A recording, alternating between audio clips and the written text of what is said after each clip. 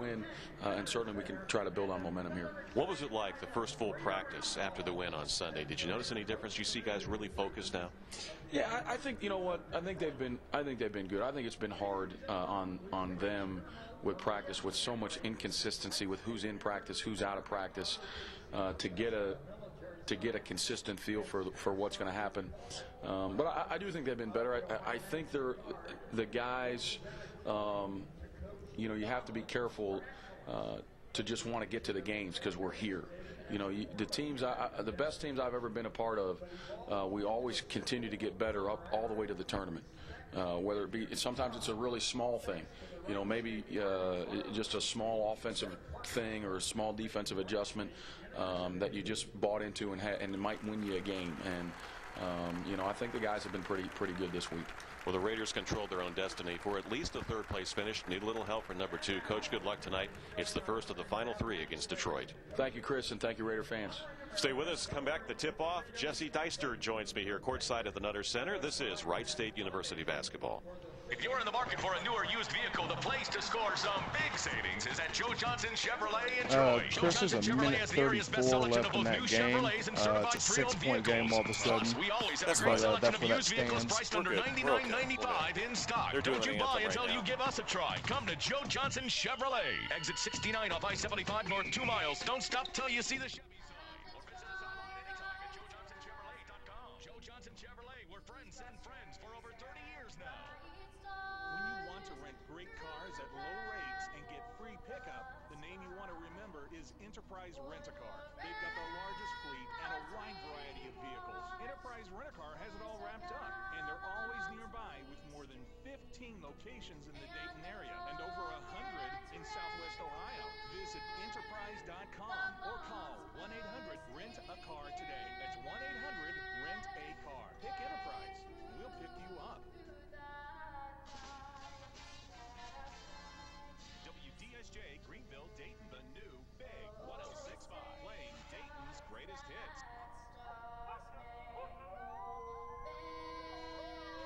Great look. It's crunch time in the Horizon League for the Wright State Raiders. With 3 games left to go in the regular season, the Raiders are clinging to hope that they can move up and advance out of the 4th place position that they're in and claim a bye in the upcoming Horizon League tournament, trailing Valparaiso by 1 game for 3rd place. Cleveland State by 2 games, coveted 2nd place. The Raiders are looking to win out and get a little bit of help as they head into the Horizon League tournament. But first things first, business needs to be taken care of tonight on national television, in front of their home crowd at the Nut House on the campus of Wright State University at the Irvin J. Nutter Center. Head coach Billy Donlin has the Raiders ready to avenge a loss to the Detroit Titans that they faced back on January 4th and lost to 58-53. Now, almost 2 months later, as the regular season starts to wind down, where the meat meets the bone, the Raiders have to take it 1 game at a time. And just like they say in the NFL, on any given Sunday in the Horizon League, it's any given day.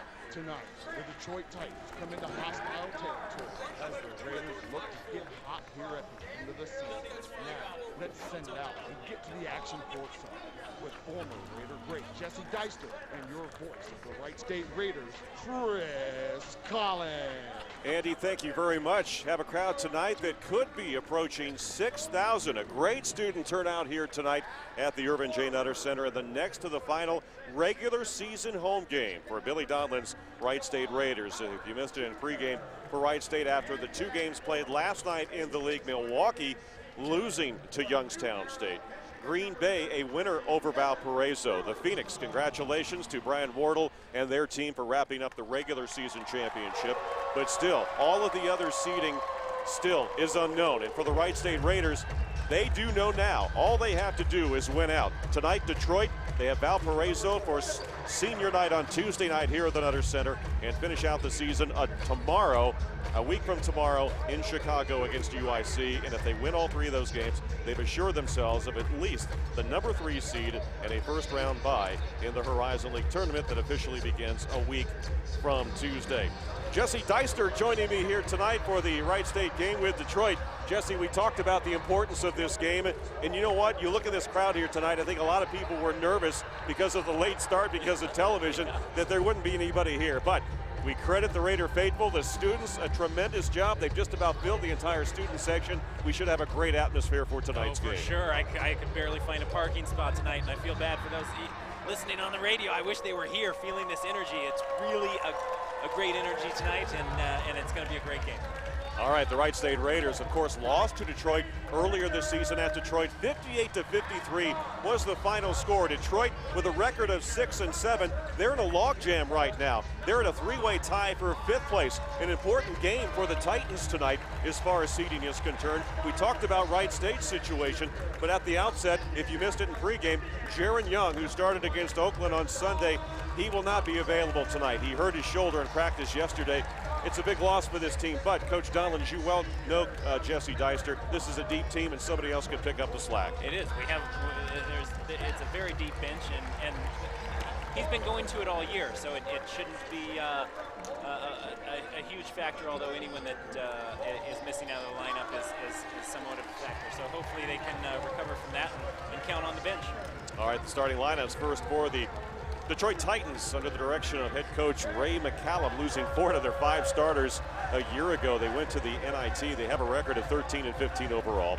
As mentioned, 6-7 in the league. Ray McCallum last season 12-4 in the Horizon League, the number 2 seed, knocked off by the Raiders in the semifinals of the tournament against Wright State. He is 8-7 overall. His career record with Detroit, 99-95. This will be his starting 5. He's got a freshman duo in the backcourt.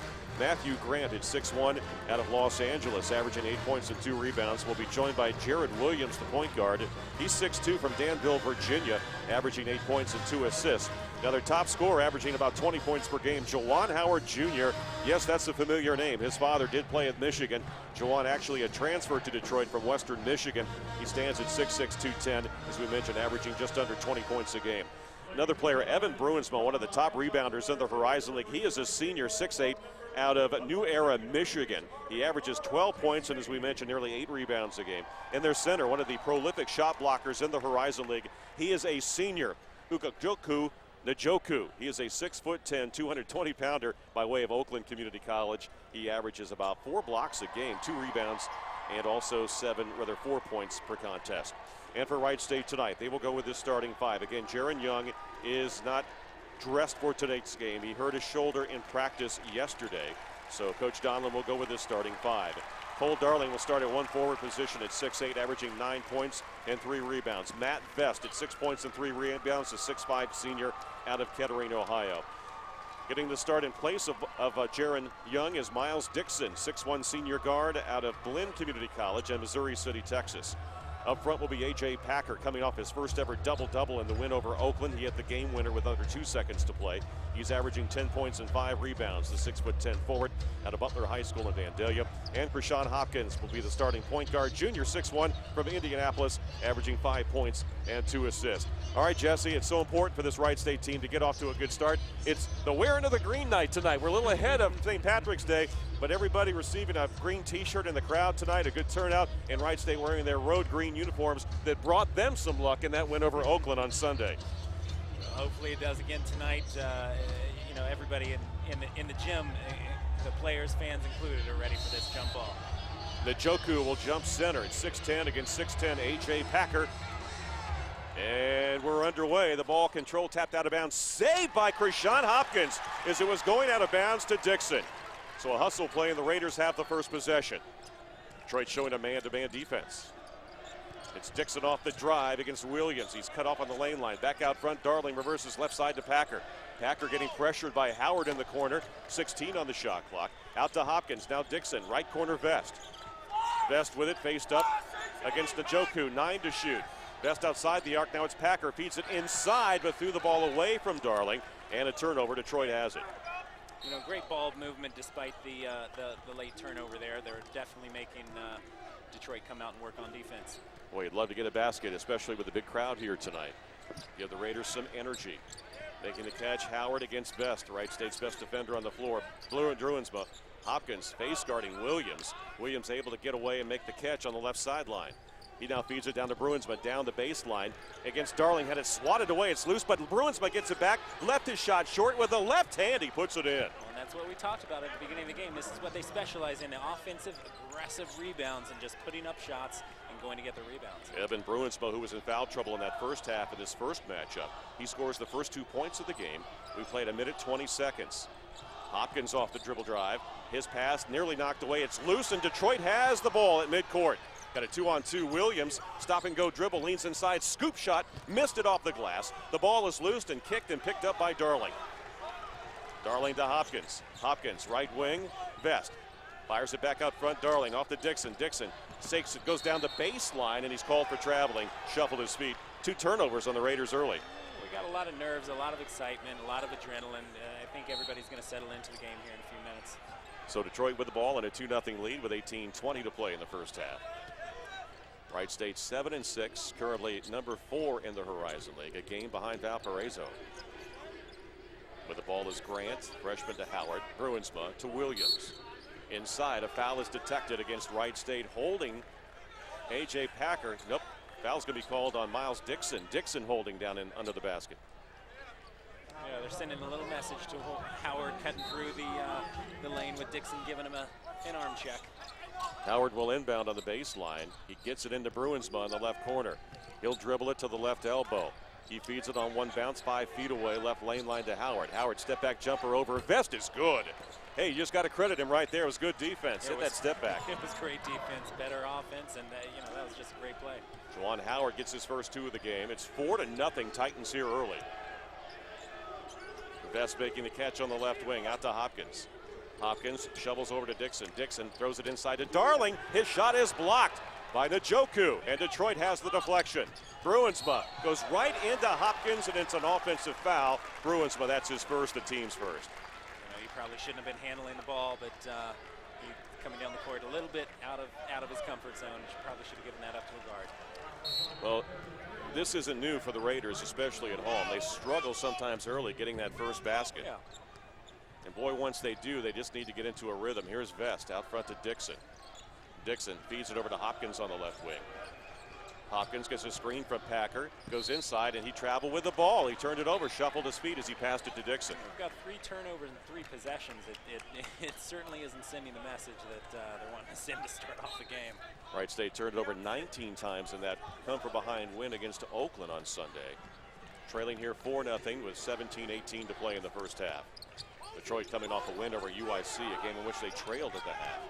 Bruinsma with a left-hand dribble outside. Darling knocks it away for a moment. Now it's into the hands of Njoku.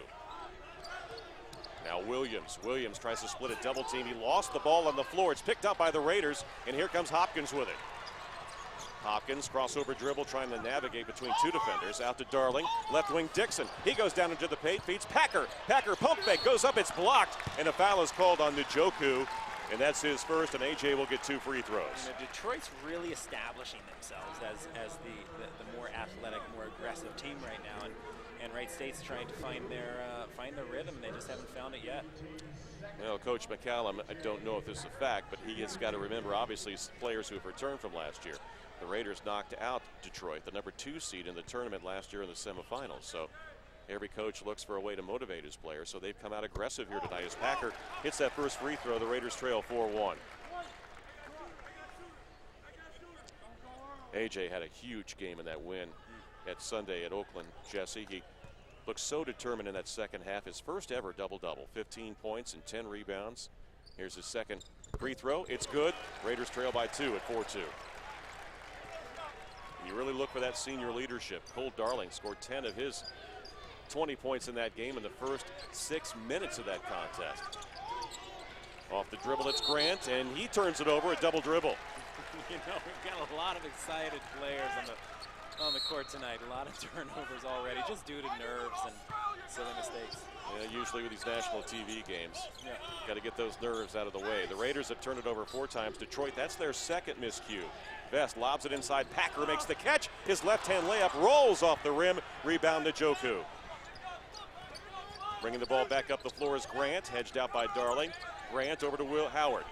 Howard feeds it down in low, going up for the reverse layup, and a blocking foul called against Wright State. As taking it to the basket was Jared Williams. He's fouled. He'll get 2 throws. Fouls on Cole Darling on help defense. His first, the team's second. So Detroit making an effort to drive the ball, dribble drive into the paint. And right now awarded 2 free throws, and the left-hander Williams misses the first. Substitutions, Wright State Arsenault into the game for Hopkins. Bruinsma checks out for Detroit, and in his place is Patrick Owenu.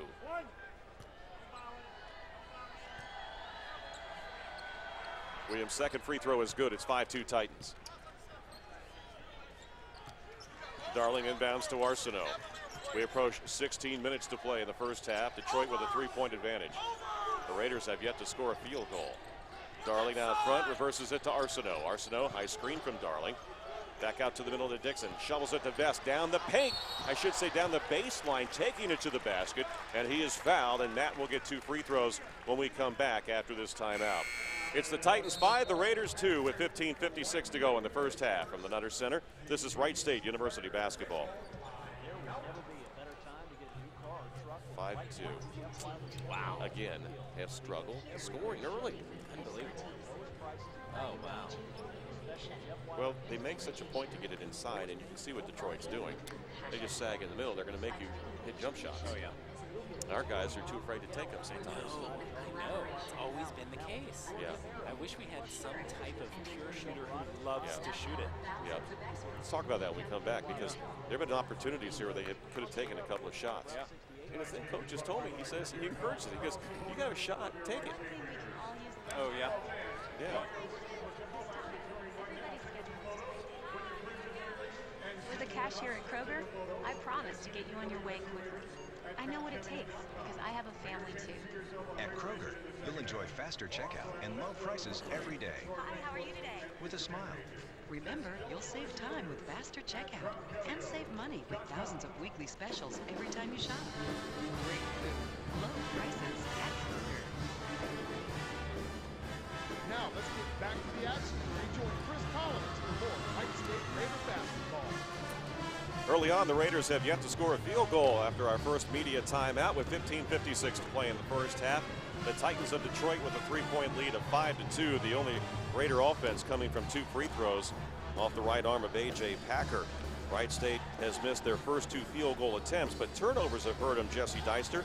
4 turnovers already here in the first 4 minutes or so. Detroit's turned it over 3 times, but as we've seen a lot this season, Wright State, the defense of Detroit, they're packing it inside, just daring them to shoot from the outside. Yeah, and you know what? As a player, you can really understand the importance of such a big game like this. That you can get very caught up in the strategy and the practice all week for pulling off a team strategy. But as players are playing, it doesn't feel like they're playing loose, playing natural, and playing instinctive.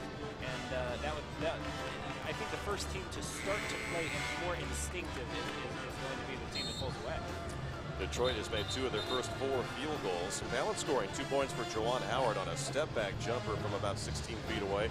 Evan Bruinsma with a putback on his own miss, and Jared Williams with a free throw. So Detroit means business as they come out here tonight, coming off a victory over UIC on the road.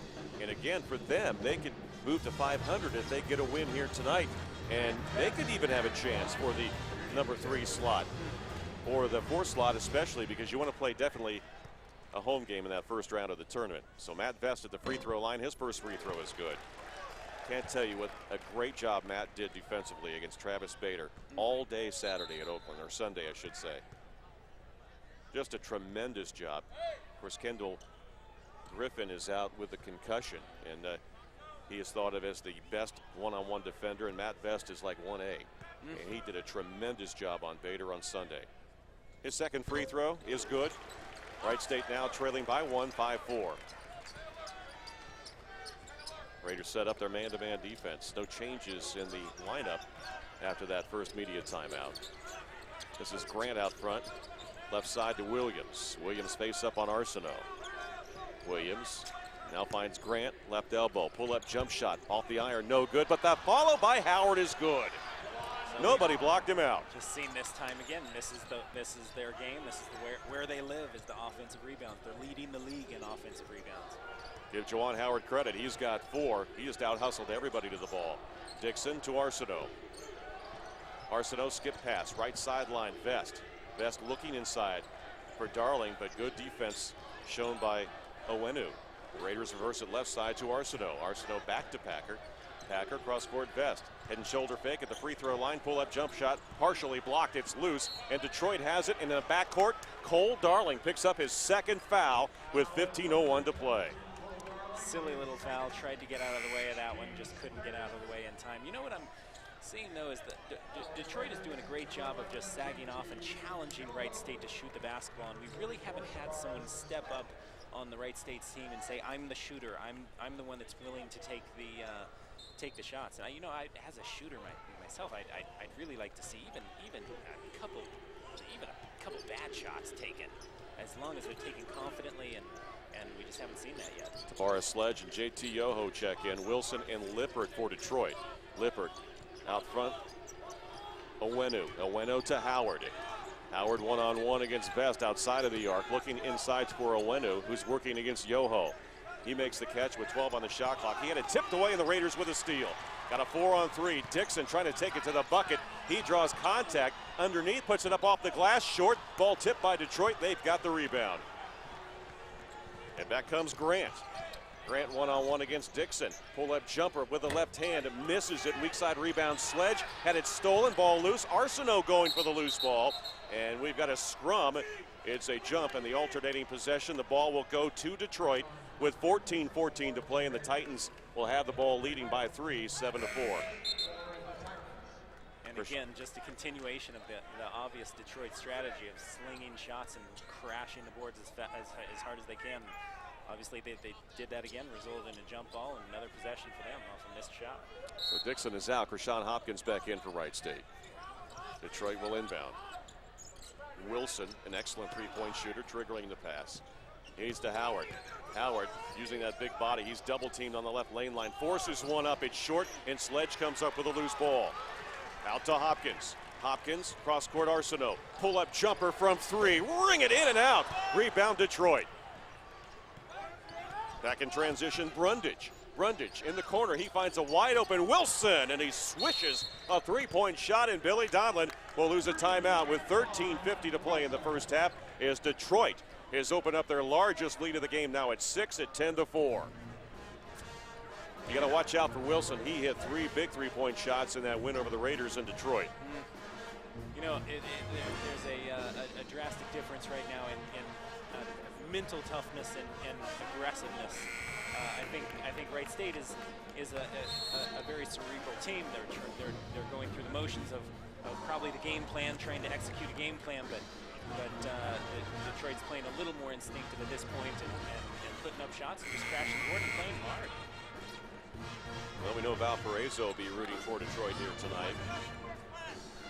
Arsenault will inbound in the backcourt as the Raiders find themselves down here at home, 10-4, and they have yet to score a field goal with 13:45 to play in the first half.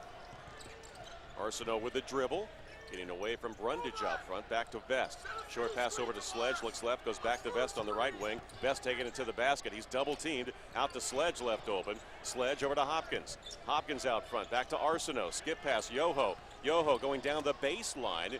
Pump fakes, goes over to a wide open Arsenault in the corner. Vest, he'll try the 3. He'll miss it short. Weak side rebound Sledge, and an offensive foul called on Sledge under the bucket. Give it back to Detroit. That was a bit of a mystery.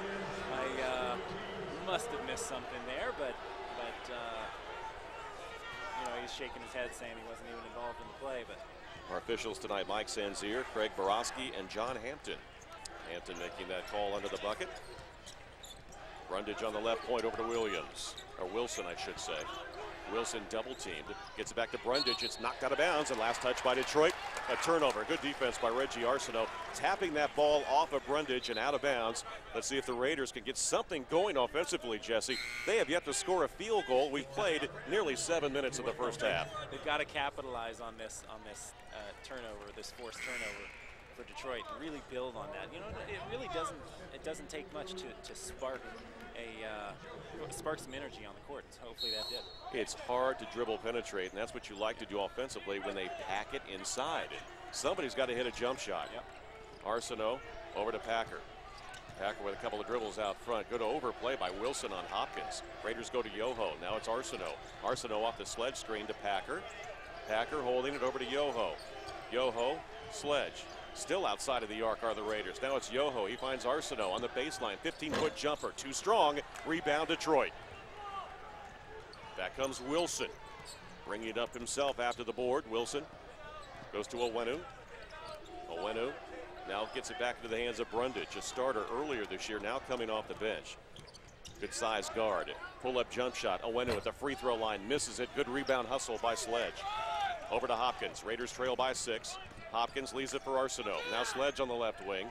Sledge feeds it down inside left block to Packer. Packer against Njoku. Goes inside. Leans in with the right hand. Missed it, but he drew the foul. And A.J. Packer will get 2 more free throws. You know, that was Packer saying, I really need to make something happen here. And I think I can appreciate that because the team so far has seemed to have gone through the motions of almost a required 15 passes before they shoot. You know, it's almost as if they're going through the motions of a play or of a routine and not looking for their own shots. And Packer makes the first free throw. He has scored 3 of the Raiders' 5 points, all of them coming to the charity stripe. Raiders go smaller. Miles Dixon, the senior, is in. Tavares Sledge is out. Detroit, Lippert back in. Njoku goes back to the bench. He's got 2 fouls, their big shot blocker. So the Raiders have yet to score a field goal, and we played nearly 8 minutes of this first half. So Packer back to the free throw line for his second attempt. And it's good. Now 10-6. Surprising, you haven't scored a field goal, but still, you're within 4. You still have to play good defense. Don't see that much. Brundage brings it up against Arsenault. Gets a screen. Man, Lippert laid into Arsenault. Here goes Brundage underneath. His shot, he's fouled from behind. I think they're going to call it on Packer. And for A.J., that is going to be his first foul and the team's 5th. The clock stops with 12:01 to play in the first half. And Detroit leading 10-6, and they'll get 2 free throws. You know, just like we talked about the various strategies and the very drastically different strategies, that was a pure example of it. You know, he comes down and there were no passes, and he just aggressively drives to the basket, and he's going to get two free throws and 2 points out of it. But you know, Wright State needs to start looking for some shots and perhaps forcing a few if they need to. Carlton Brundage off the bench, the sophomore 6'2" guard, 202 out of Southfield, Michigan. He makes both of them, and the Titans have doubled up the Raiders at 12-6 with under 12 minutes to play in the first half. Hopkins gets a double screen from Packer and Yoho, goes back to JT on the right wing, back to Hopkins, top of the key, trying to break down the defense. In the corner, Arsenault fires. His 3 is missed. Packer had his hands on it, but it's tipped in the corner to Bruinsma. Bruinsma, the senior forward, bringing the ball up the floor. Backdoor pass stolen by Hopkins into the hands of Packer. Good hands, good defense by Krishan. Arsenault picks up his dribble over to A.J. Left wing, Dixon. Dixon against Howard. Dixon still with a dribble, now double team on the left sideline. Out to Yoho. Right sideline, Hopkins. Hopkins, now he's double teamed. Skip pass to Dixon. Dixon in the corner. Arsenault tries another 3. Yeah, he's got it this time. And I'm okay with that shot. I'm okay with any of his shots. You know, he's about 1 for 4 now, but that's what it's going to take is just continue shooting. Even if they're forced shots, he's going to make a few. Raiders down by 3. Their first field goal comes at the 11:09 mark of the first half. Brundage dribbling against Reggie off to Bruinsma. Bruinsma crossover dribble on Yoho, picks it up. He'll hand it over to Wilson. Wilson, a good 3-point shooter. Tries to get his second of the game, misses it, but there's Howard again, the offensive rebound, and he leans in and scores it for 2. That is going to be the story of the night, and it's been the story of their season. They're obviously leading the league in offensive rebounds, and that's where they live. Howard with 2 putback shots. He's got 6 points for Detroit. It's 14-9 Titans, 10.5 minutes to play in the first half. Dixon off the dribble to the free throw line. Finds Arsenault. He'll try it right corner. 2 in a row for Reggie. Well, I'll tell you, if you keep shooting, you're going to find your rhythm, and no one else has been willing to step up and shoot the ball, and I really like that about him. And Detroit's giving them those shots. Yeah. Got to start making them to open up the middle. Now it's Howard double teamed out there midcourt. He goes left corner, Lippert. Lippert facing up against Packer defensively. Out to Brundage with 15 on the shot clock. Brundage between his legs with a dribble. Goes into the free throw line. Step back jump shot off mark. Rebound Packer. Packer throws it out right sideline to Arsenault. Raiders trailing by 2. Arsenault off the dribble. Hands it off to Hopkins. Now for Sean running the offense. Getting a screen from Packer. Now he'll take it right side. Flip it back to Arsenault. Could it be 3? No, he misses it. Rebound to Brundage. Brundage met as he crosses midcourt. Slowing it down. Looks back at Coach McCallum for the offensive call. We have still yet to go to the under 12 timeout. Here's Lippert all alone in the paint on the give by Brundage. He put that one up from 5 feet away. Nobody around him. Yeah, and in true Detroit style, there was minimal passings. No to maybe there was one pass involved, but it's really working for him because they're forcing shots. When you're that wide open, you have to shoot it. Yeah. 16-12 Titans. First 2 of the game.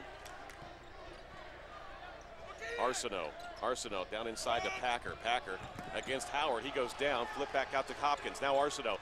Straight on 3-point shot off the left side of the iron. Rebound Bruinsma. 8:49 to play in the first half. It's 16-12 Titans. Juwan Howard beats it down and he threw it away. Arsenault with a steal. Reggie trying to push the issue. Over to Yoho. Yoho steps in. Good pass. Over to Hopkins who puts it in off the glass. Hopefully this is a spark that can get them going. Raiders trail by 2 on Hopkins' first 2 of the game. It's 16-14 Titans. And we still have yet to go to the under 12 timeout. We're at 8:24 to play in the first half. Brundage being pressured by Arsenault. Screened by Lippert. Cross-court pass Wilson. Wilson, tall, slender, 3-point shooter.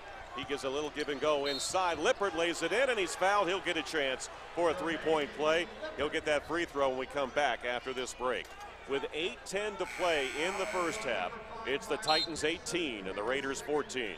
This is Wright State University basketball. When you want to rent great cars at low rates and get free pickup, Give it the up name to you me. want to remember is Enterprise Rent-A-Car. They missed. They've What got is the Young largest out for? fleet What? and a wide variety of vehicles. What's that, Andy? Why is Jaron Young out? And they're always Yeah, we said earlier, he probably missed it. He's got a shoulder injury.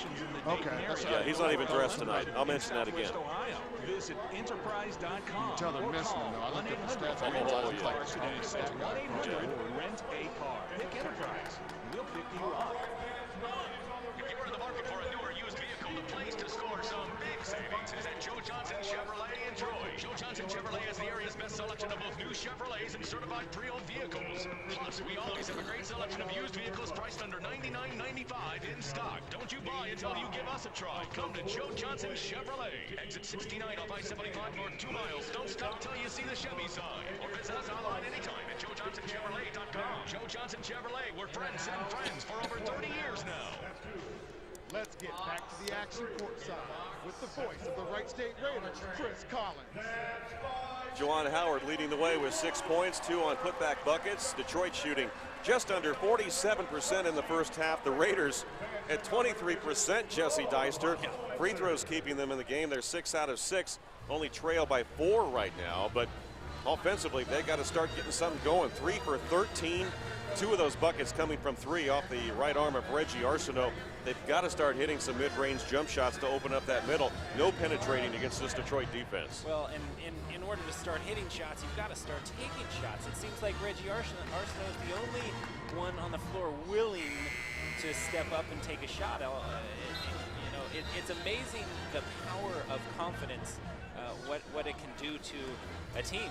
And as you've seen, Reggie's the one who's stepped up and taken shots, and the team is really reacting to that and feeding him the ball regardless of whether it goes in or not.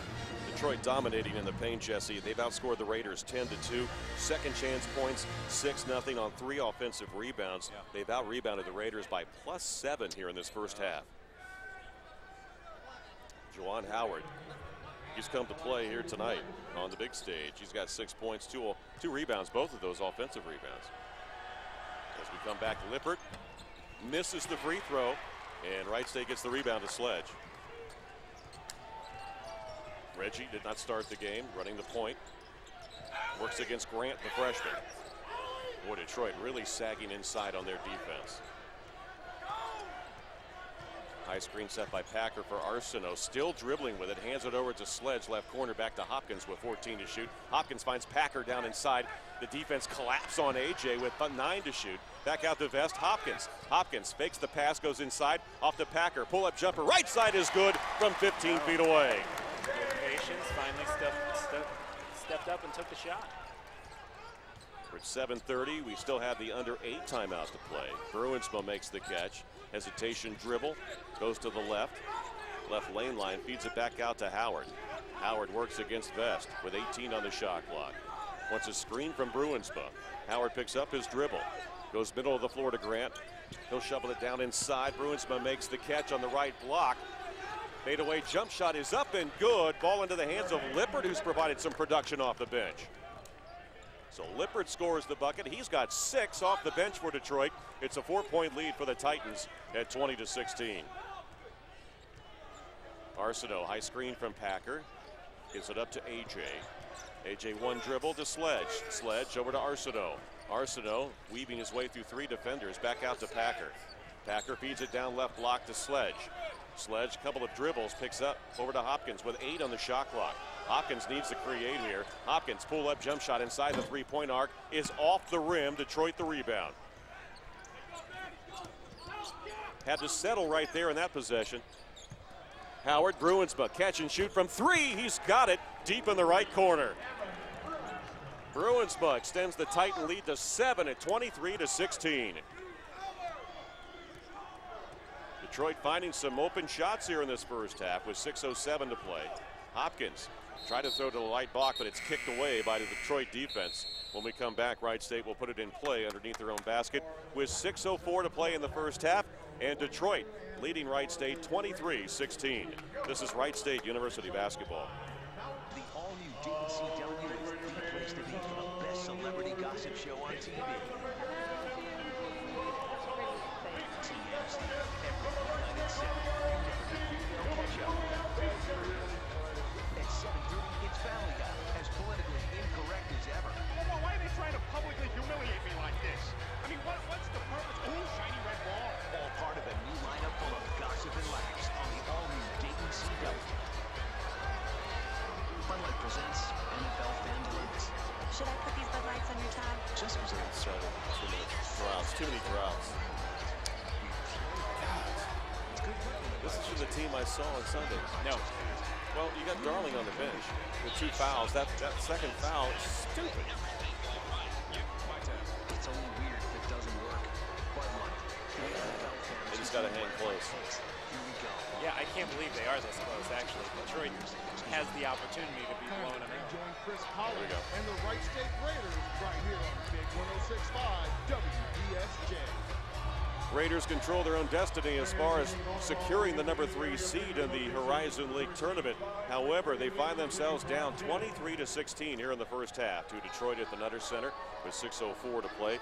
Chris Collins and Jesse Deister, thanks for listening to our game tonight. A late start to accommodate national television, and for the Raiders, they've come out sluggish. And again, those who just joined us, Jaron Young not dressed to play here tonight. He injured his shoulder in practice yesterday. He's game to game. They hope to have him back on senior night Tuesday against Valparaiso. But for the Raiders tonight, urgency because Cole Darling picked up his second foul, about 3 or 4 minutes into this first half, Jesse. So that hurts you offensively, and the Raiders have been starved offensively in this first half. Just 4 for their first 15 from the floor. Yeah, it certainly hasn't been a confidence booster, but Detroit seems to be more efficient on the offensive end. You know, their whole offensive efforts take about anywhere from 5 to 10 seconds, whereas Wright State's possessions are taking double that. So, Detroit's looking to be really efficient, both in their shot selection and their crashing the offensive boards. Obviously, they're getting good shots. They're 9 for 17, just under 53%. They've only taken 3 3-point baskets, and that's uncharacteristic. Coach McCallum's team likes the 3 this year, but they're getting the ball inside, getting medium range shots, and getting good looks at the bucket. As we come out of that break, JT Yoho on the floor with Arsenault, Vest, Sledge, and Krishan Hopkins. Yoho will inbounds over to Arsenault in the corner. Got 20 on the shot clock. Back to Yoho. Catch and shoot from 3. Short. Long rebound on the weak side by Williams. Into the hands of Grant. Grant, high post to Bruinsma. Bruinsma driving in on Yoho. Goes around him, tries to go up and under. Now he has to go back out front. Good defense by JT. Now Williams gets around a screen under the bucket in no man's land. Fires one up, but there it is. To clean it up underneath and score was Owenu. The patented shot and crash the boards for the offensive rebound. 25-16 Titans. Coach McCallum getting some good production from his bench here in this first half. Arsenault the dribble, out to Sledge. Back out front, Yoho. He'll go right side, Hopkins. Hopkins, skip pass over to Vest. Back to Arsenault. Catch and shoot, left wing jumper is good from three. He's got his third. You see Vest passed up an open shot to give it to Arsenault just because his confidence in shooting. Arsenault's going to step up and take that shot. Well, Reggie this year has been the best percentage-wise from three for the Raiders. Howard out to Bruinsma. Bruinsma, he'll feed the ball to Owenu. Owenu into the paint, back out. Left-handed jump shot from three is up and no good by Grant. Rebound right state, Sledge to Vest. Vest looking to push it over to Hopkins. Hopkins back to Reggie. Double team, Sledge. Sledge, left baseline, backing out with the dribble is Vest. Vest getting a screen. Now he'll go back out middle of the floor, Arsenault. Two-hand pass, Hopkins. Speeds it down to the post to Yoho. He falls down. He loses it out of bounds. But last touch by Detroit with 4:35 to play in the first half. The Raiders will keep it, trailing 25-19. Dixon back in for Wright State. JT Yoho will go to the bench. 18 on the shot clock. Matt Vest will put the ball in play just to the right of his own basket. Vest with the ball. Flips the ball out to Dixon. Makes the catch outside the arc. Over to Arsenault. Arsenault to Hopkins. Hopkins works against Bruinsma. Goes in under the basket. Over to Vest. Vest to the left lane line. Out to Arsenault. Fakes the three. Jump stop into the paint. Off balance shot. Missed it. Got his own deflection. Reggie back out with three to shoot. Will fire one up right corner. Off the iron. No good. Detroit the rebound. And down low we've got a foul called against Detroit as Sledge was on his backside along with the Titans player who's charged with a foul, Matthew Grant.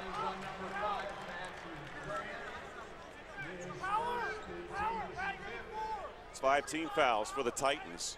So the Raiders with another opportunity here, Jesse, need to capitalize. Trailing by 6. Vest catches the inbounds pass from Hopkins. Back to Hopkins. He goes down into the paint, feeds it over to Arsenault. And he traveled with the ball, or nope, underneath we've got an illegal screen set by Tavares Sledge. You know, there were about 3 open shots in that quick possession for Wright State, and I'd really like to see a little more aggressiveness in their shot selection. Well, it wasn't a foul. I would assume a turnover of some sort. Maybe Reggie walked with the ball. Did not see the hand signal by the official. All right, so Mark Howell comes in for Wright State. He hasn't played in a few games. Raiders trailing by 6 as we approach 4 minutes to play in the first half. Bruinsma, backdoor pass to Grant. His shot off the glass, good. And we're going to have defensive interference, so the basket went in anyway. But the ball was touched by Hopkins, and that'll send us to a timeout. 3:58 to play in the first half. Detroit opens up their largest lead of the game now at 8 at 27-19. This is Wright State University basketball. There will never be a better time to get a new car or truck than right now at Jeff Wyler Chevrolet in Springfield. I mean, so confused. Yeah.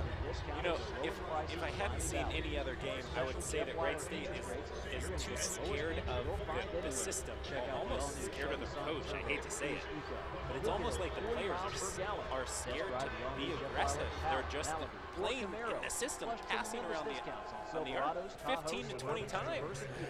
I mean, you just don't do that. You never see that in open gym. You never see that in natural basketball. I don't know. Hopkins in practice. Nobody can guard him. A lot of times Who? we get Hopkins. customers. Nobody can guard him in practice. Really? Yeah, nobody can guard him. But you're right. He's looking to always pass here, not look for a shot. I don't really get it. Maybe he's scared, or maybe I don't know. Counter sketch, CAD designs. And maybe that's the system. Maybe that's what he coach wants. He just wants them to wear him down with passing. It's a certain style, but The Elizabeth Diamond it doesn't Company seem to be in Centerville and working. Remember, if you haven't shopped BBC, you're not done shopping. Wow. Now let's get back to the action and rejoin Chris Collins for more Wright State Raider basketball. Ray McCallum's Detroit Titans taking it to the Raiders here in this first half, shooting over 50%. They have an 8-point lead at 27-19 with 3:58 to play in this first half. It wasn't for Reggie Arsenault, although his percentage is down. He's 3 from 8 from three-point range. He's got 9 points to lead the Raiders. Only 2 other Wright State players have scored A.J. Packer with 6-4 at the free throw line. And you got 2 each by Krishan Hopkins on a bucket and 2 free throws from Matt Vest. So 4 Raiders have scored, but really a key in this first half. Obviously the shooting, the Raiders having to resort to jump shots, but also rebounding. Detroit has out-rebounded Wright State 16-8 in the first half. Yeah, and really they're used to doing that. That's their bread and butter. And if Wright State's going to stay in this, they have to do something about the rebounding situation. Second chance points, the key. Detroit 8-0 in that category. They've outscored the Raiders 14-2 in the paint. And Coach McCallum has done a good job rotating players in and out of this first half.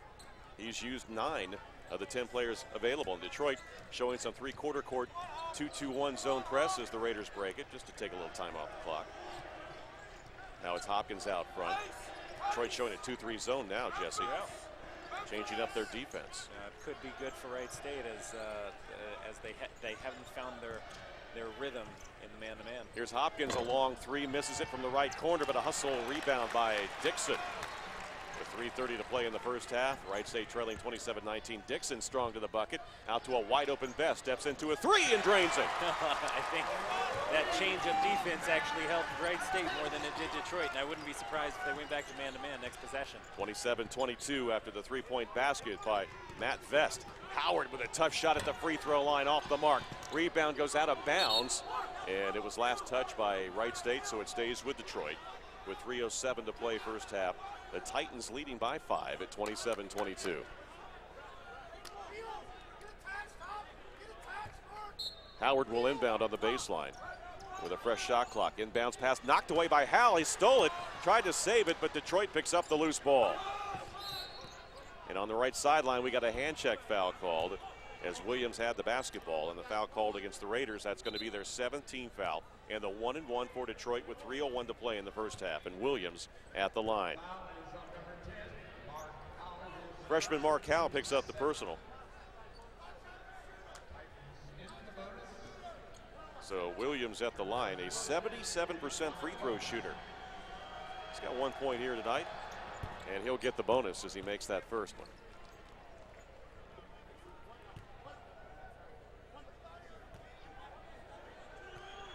So the Titans have led throughout here in this first half, and that second free throw is missed. The lead is 6. Raiders look to push it. Howell gives it over to Vest. Vest dribbles through traffic. Over to Dixon. Pull-up jump shot. Right side. Got it. Needs to start happening. This confidence really builds on each other. Only the second 2-point field goal in the first half for Wright State, trailing by 4, 28-24. Howard dribbles against Dixon out front. He's got the size advantage. Picks it up. Over to Grant. Grant, freshman guard out of Los Angeles. Short pass over to Williams. Now Howard with it left side. Face up against Dixon. His jumper is good. Boy, he's tough. You can't give him an inch. He is tough. He's deceptively tough, too. He's got 8 points. The lead back to 6 for the Titans. Hopkins dribbles against Grant. Backdoor pass to Vest. Feeds it to Sledge. Leans in. Misses the short-range shot. And the rebound picked up by Bruinsma. Bruinsma into the hands of the guard, Grant. Grant, stop and go dribble. Left-hand scoop shot off the glass. Missed it. Rebound Sledge for the Raiders. And the ball goes out of bounds. Last touch by Detroit. 2:01 to play first half. Titans leading 30-24. So Mark Howell, freshman guard, seeing a lot of time here in this first half. Cole Darling with 2 fouls on the bench. A.J. Packer on the bench. As we're under 2 minutes to play in the first half. Now it's Hopkins off the dribble against Grant. Head and shoulder fake, goes in between the triple team. His shot is blocked by Detroit. Owenu off to Williams. Williams throws it left side to Bruinsma. Bruinsma dribbling down the baseline. Had the ball tipped away by Vest and stolen. Raiders got a 2-on-1. It's Hopkins leading the break. Over to Dixon. Leans in. Scoop is good for 2. 30-26. The lead is 4. Boy, you like the Raiders getting some transition points. And that's Raider basketball, starting with the defense and turning it into offense. Hopkins starting it on the other end with a deflection. They had the 3-on-1. Hopkins leaving it for Dixon, who took it strong to the bucket. And for Dixon, his first 2 points of the game. Raiders trail by 4, and a timeout is called by head coach Ray McCallum. A 30-second timeout with 1:25 to play in this first half. And for him, that's a good timeout. crowd getting into this game. He's got that 30. He's got to use it anyway or lose it. Doesn't want to lose that momentum and take away from his team's good play here in this first half. It's not only the crowd that's getting into the game. Finally, the Raiders are getting into this game. You know, it's interesting. It's we have 1 minute and 25 left in the half, and they're just now playing their style of basketball. So, you know, I'm actually surprised that they're this close, but it's going to be a great game now that they're into their style of basketball. And so you start to see a little chip on their shoulder once they start to get in their comfort zone, what they do well, and what they do well, what the Raiders do well, is defense. And as you saw in that last play, defense turns into transition and easy points, and it builds confidence. So we'll see what they have the rest of this minute and 25 for the rest of the half. Sledge, Dixon, Vest, Howell, and Hopkins on the floor for Wright State. Inbounds pass into the backcourt to Brundage. Works against the freshman Howell. Brundage at 6'2", 202. Feeds over to Bruinsma. Bruinsma at the left wing. Hands it off to Howard. Howard going to go one-on-one with Vest. Baseball pass. Throws it right corner and out of bounds. Wilson with it in front of the Raiders bench. 9 turnovers for Detroit. Raiders will have it trailing by 4 with 1:10 to play first half. You know, and this confidence thing actually works conversely too, though. You see as the confidence swings in the Raider direction, the Detroit starts to get a little bit baffled, a little bit confused, as you saw in that last play. They're just passing to no one. All right, so the Raiders need to keep the momentum going and score in this possession. Detroit showing man-to-man defense. Played zone briefly in this first half. Vest makes the catch, flips to Sledge, goes left side to Howell. Mark back middle of the floor to Sledge, over to Hopkins, back to Sledge. Now wing Vest, down inside Packer, he's double teamed. Packer dribbles inside, cross-court pass to Howell. Mark with the dribble in and out of the arc, back out to Hopkins, 15 to shoot.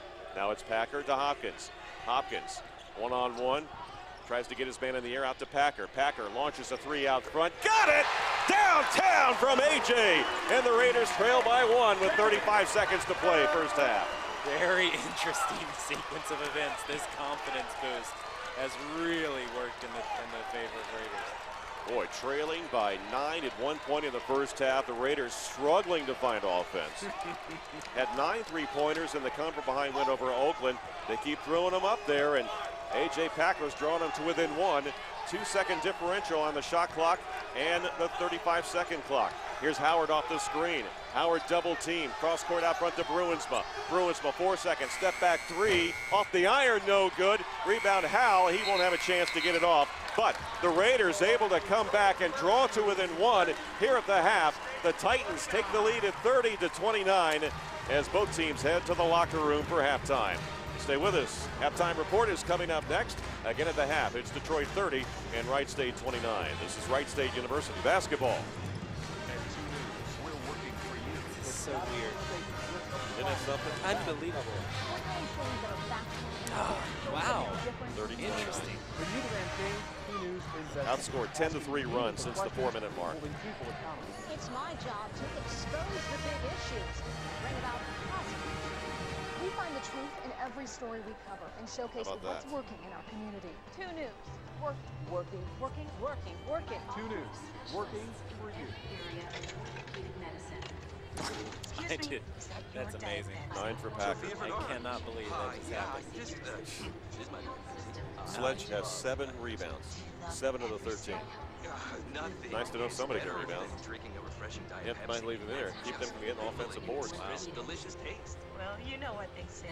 If you love something, let it go. And if it comes back, it was meant to be. So I should set this Diet Pepsi free and wait for it to come back. Then it'll be more delicious than ever. Would you hold my Diet Pepsi for me? I'd love to. Thank you. What happens now?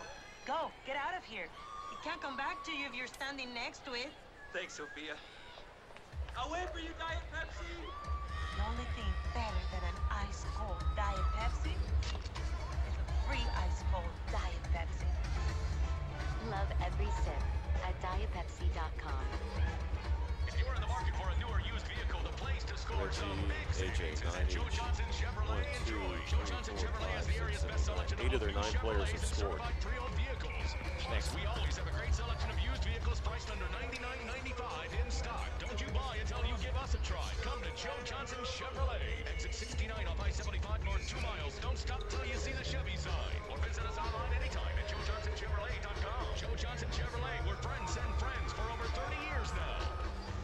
Let's get back to the action courtside with the voice of the Wright State Raiders, Chris Collins. Along with Jesse Deister and a late start from the Nutter Center, Detroit has led throughout in this first half, but the Raiders, a 10-3 run over the final 3 minutes and 58 seconds, have drawn to within one. It's 30-29 at the half. Rebounding a key for Detroit in that first half, but Tavares Sledge, since he's been in the game in 11 minutes, he's got 7 defensive rebounds, but overall Detroit with an 18-13 edge in that statistic. But during that run, Reggie, you got to give the Raiders defense credit. It led to some transition buckets. It did, and they finally settled into what they do well, Raider basketball. You know, the first half of that first half was dominated by Detroit basketball. And that is, you know, just vintage throwing up shots, hoping they go in, and if they don't, crash the boards aggressively, and you get second chance points. Second half of that first half was more so belonging to Raider basketball, which is defense, transition points. A.J. Packer with 9 points in the first half to go along with 9 from Reggie Arsenault on 3 3-point baskets, leading the way for Wright State. But balanced scoring for Ray McCallum's team. He's used 9 players in the first half, Jesse. Jawan Howard Jr., their leading scorer, he has got 8. 8 of the 9 have scored here in this first half, and production off the bench, the Detroit bench has outscored the Wright State bench 13-9. 6 of those 13 points coming from Jermaine Lippert, 3 of 3 from the floor in 8 minutes of play. Yeah, which is rare. Detroit usually is very, very heavily dependent on 2 of their top scorers, and Wright State is the deep bench. But you know, we'll see how the game. You know, you can have a certain style of basketball and it doesn't work against a team, and you have to adjust it in the middle of the game, and maybe that's what's going on. Jesse, we'll take another break here at the half. Good crowd here at the Nutter Center for this late start. And the Raiders, a 10-3 run to pull to within 1 at the half. It's Detroit 30 and Wright State 29. Stay with us. Halftime continues from the Nutter Center. This is Wright State University basketball. At 2 News, I need to talk to for you. It's not just a this statement, gentleman here. it's a promise of balanced coverage. We're telling stories that are Yeah, you got factual plenty of and time. fair. Stories I that gotta make a talk to this difference guy in here. your life. When you demand change, 2 News investigates, nice of asking meaningful questions and holding people accountable. It's my job to expose the There big you go, issues Ron. and bring about positive change. There We you find go. the truth Can you hear in me? every I story can. we cover All right, and very, showcase very what's good. working in our community. All right. Working, You've had such a busy working, time working, since they working. put you through the ringer here with the Alumni Association. I know, they've just been raising my stress level up here. I'm just so thrilled we're within 1 point here at the halftime. Now this is from the auction, right? Yes. You're able to do this? Well, this is actually from the game. It was a game day package raffle. So I bought raffle tickets, and out of all those raffle tickets, I happened to pull lucky me. That's awesome. Where do you work at? Actually, I'm a director with Russell & Company, Total Wealth Advice. Okay. Good. Very good. What we got here? Should I put these Little halftime interplay. Yeah. Pretty cool. I tell you, nice little run there at the end. Nice little run at the end. Trailing by 9 points and 10-3 run at the last 4 minutes. They needed that to get back in the game. Absolutely. It's only weird if it doesn't work. And now we get our favorite basket. We seem not to like that basket on that end. For some reason, it start out slow. I don't know why it is. It starts slow. When you want to rent great cars at low rates and get free pickup, the name you want to remember Andy, is we got a little Enterprise featured guest Rent-A-Car. here, then They've got we'll take the next largest break fleet and come back to a you. wide variety Okay. of vehicles. Enterprise Rent-A-Car has Right it now, all the clock wrapped up, shows and 9 they're minutes always nearby with and more than 30 15 seconds locations in mark. the Dayton area and over 100 in Southwest Ohio. Visit enterprise.com or call 1-800-RENT-A-CAR today. That's 1-800-RENT-A-CAR. Pick Enterprise. We'll pick you up. Time to rejoin Chris Collins and the Wright State Raiders right here on Big 106.5 WDSJ. Back at halftime, Wright State trailing Detroit 30-29. The Raiders trailing throughout this first half, a 10-3 run to draw to within 1 at the halftime intermission. Chris Collins back courtside here at the Nutter Center, and I am so pleased to have with us right now. His name is Ron Russell, and he's been around Wright State basketball. In fact, here recently, a game day package. They had a raffle. and for some reason they pulled out your number, Ron, first of all, and you've had just a wonderful day. You've been able to go inside Wright State men's basketball. You were at shoot-around earlier today. You attended a team meal. A friend of yours, Paul Story, is with you right now, and you just had a wonderful day. First of all, congratulations, and talk a little bit about your day from your winning that raffle prize. Oh, thank you very much, Chris. It's been a great day. I tell you, what a team we have. A really nice bunch of guys. I mean, each of them have come up and personally thanked us for being supportive fans and just real gentlemen. And now they're showing us their athleticism here in a run here right before the half to get back within one and just watch them go here in the second half. I'm excited.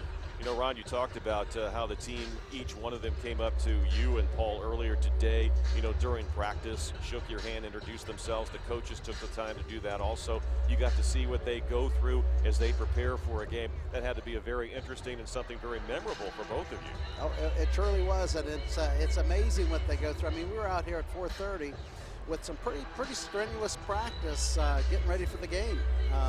They did. We didn't, but they did. So, I mean, it's amazing. They go through there, and they still got the legs for the full 40 minutes here in the game, and it looks like I'm excited about us coming out this second half and taking this game. Ron, you and Paul also, because you won that raffle prize, you got to do what we talked about earlier, but you also get to sit just behind the coaches on the bench. Now, we were talking before the game. That board is out there to maybe draw up a play, and I thought maybe you and Paul may have to come up with something here in this close contest. Well, that's possible. We talked to the coach about a Russell Story play, but it's probably going to be more of a Story play. My good guest and friend Paul Story was on a winning team for OU, well, I won't tell you how many years ago, but they went to the Final Eight. So he's got a little experience in that, so you never know. What do you think of this college game today compared to past years? What do you think? I tell you, this has been a strange year. It really has been. I mean, they've fought injuries as usual, but we've got a full bench. We've got a great group of guys, and I think they're going to lead us on through here this game. I'll tell you, you're living the life tonight, Ron, and we want to thank you for coming by and talking with us. And you and Paul, make sure you come up with a game-winning play tonight. All right, we'll work on it. Thank you very much, Chris. If you do, we'll give you the credit. All right, thanks. Ron Russell joining us here at halftime tonight, a recent winner of a raffle, being able to attend a lot of the inside events in the Wright State men's basketball program. At the half, the Titans lead the Raiders 30-29. Andy Wilson will take it back in the studio and get you up to date on other sporting activities. This is Wright State University basketball. 6 minutes exactly. Okay, thank you. The new Big 106.5, playing Dayton's greatest hits. The all-new Dayton CW is the place to be for the best celebrity gossip show on TV. Hello, TMZ. That's pretty exciting. TMZ, every weeknight at 7. You never know who they'll catch up with. That's really funny. At 7:30, it's Family Guy, as politically incorrect as ever. Why are they trying to publicly humiliate me like this? I mean, what's the purpose? Ooh, shiny red ball. All part of a new lineup full of gossip and laughs on the all-new Dayton CW. Bud Light presents NFL Fan Dilemmas. Should I put these Bud Lights on your tab? Just supposed to get this right. Oh, interception! But on my rounds, we play better. It's good luck when I buy Just Beers. But I don't want to buy Just Beers. You wouldn't even give me gum the other day. What a shocking turn of events. Absolutely everything going right. Yep, my tab. It's only weird if it doesn't work. Bud Light, for the NFL fans who do whatever it takes. Here we go. Enjoy responsibly. Anheuser-Busch Bud Light Beer, St. Louis, Missouri.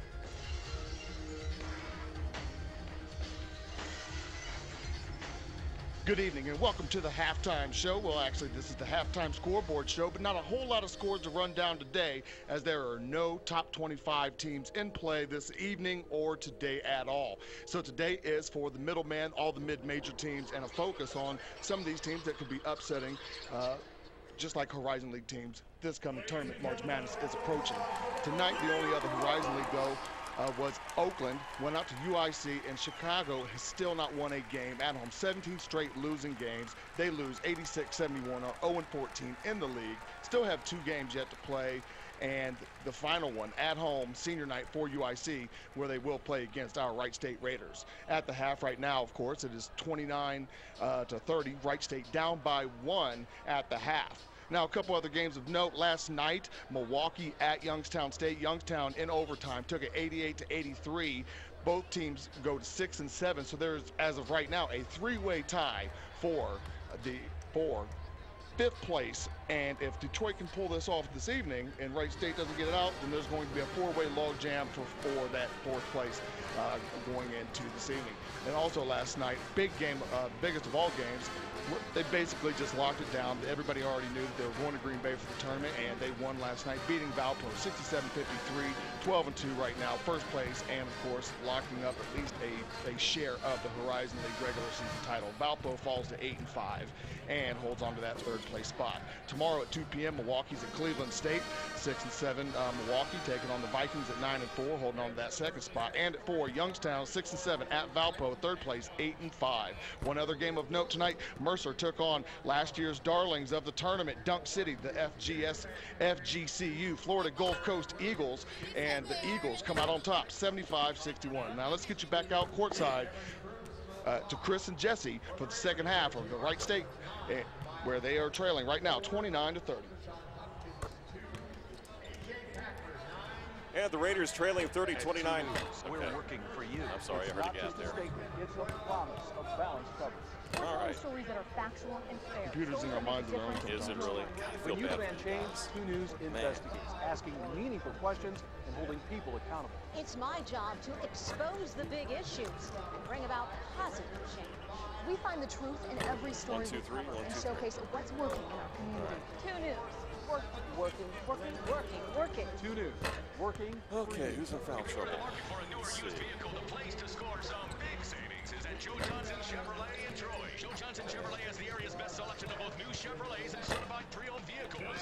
Plus, we always have a great selection of used vehicles priced under $99.95 in stock. Don't you buy until you give us a try. Come to Joe Johnson Chevrolet. Exit 69 off I-75 north 2 miles. Don't stop till you see the Chevy sign. Or visit us online anytime at JoeJohnsonChevrolet.com. Joe Johnson Chevrolet, we're friends send friends for over 30 years now.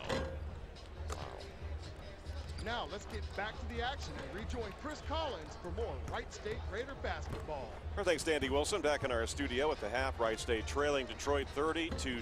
The Raiders trailing throughout the entire first half, but a 10-3 run has brought Billy Donovan's team back to within 1 here at the half. Both teams have now come out of their respective locker rooms and warming up for the final 20 minutes in this first half.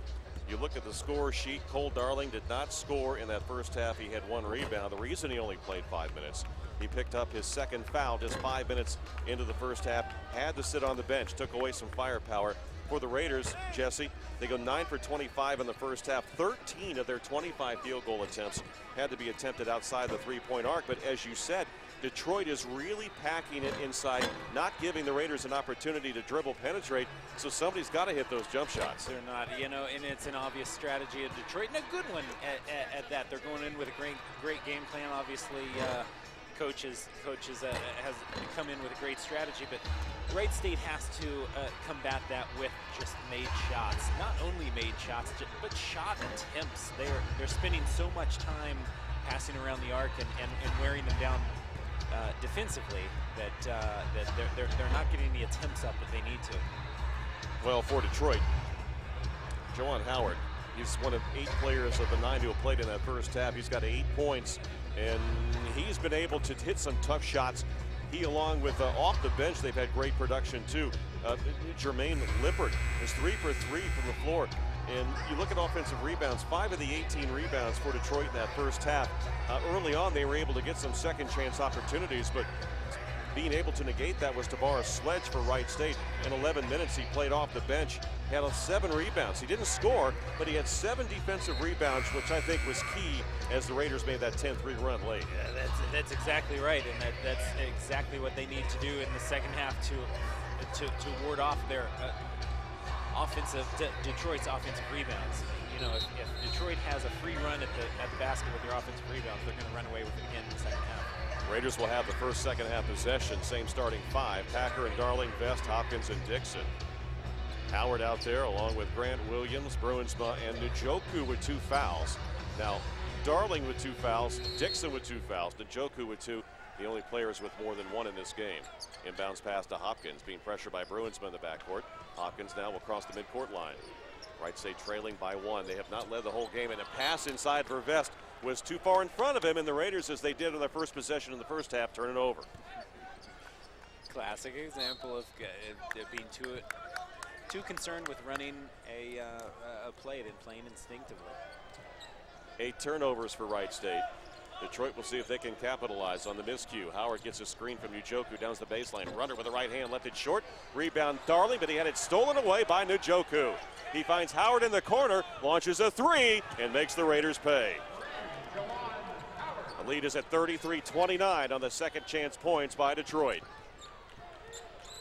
Hopkins off the dribble trying to beat Grant. He'll throw it over in the corner to Dixon. Catch and shoot 3. He can't answer. Howard the rebound.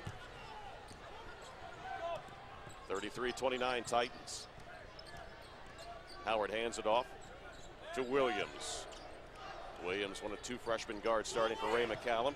Goes down right baseline, feeds it out to, and it's nearly stolen. Ball is loose, picked up by Hopkins over to Packer. Now Vest one-on-one, goes inside. His layup is off the rim, no good. Tipped around, and Detroit comes up with it. Grant on the other end to Bruinsma. Bruinsma will slow it down.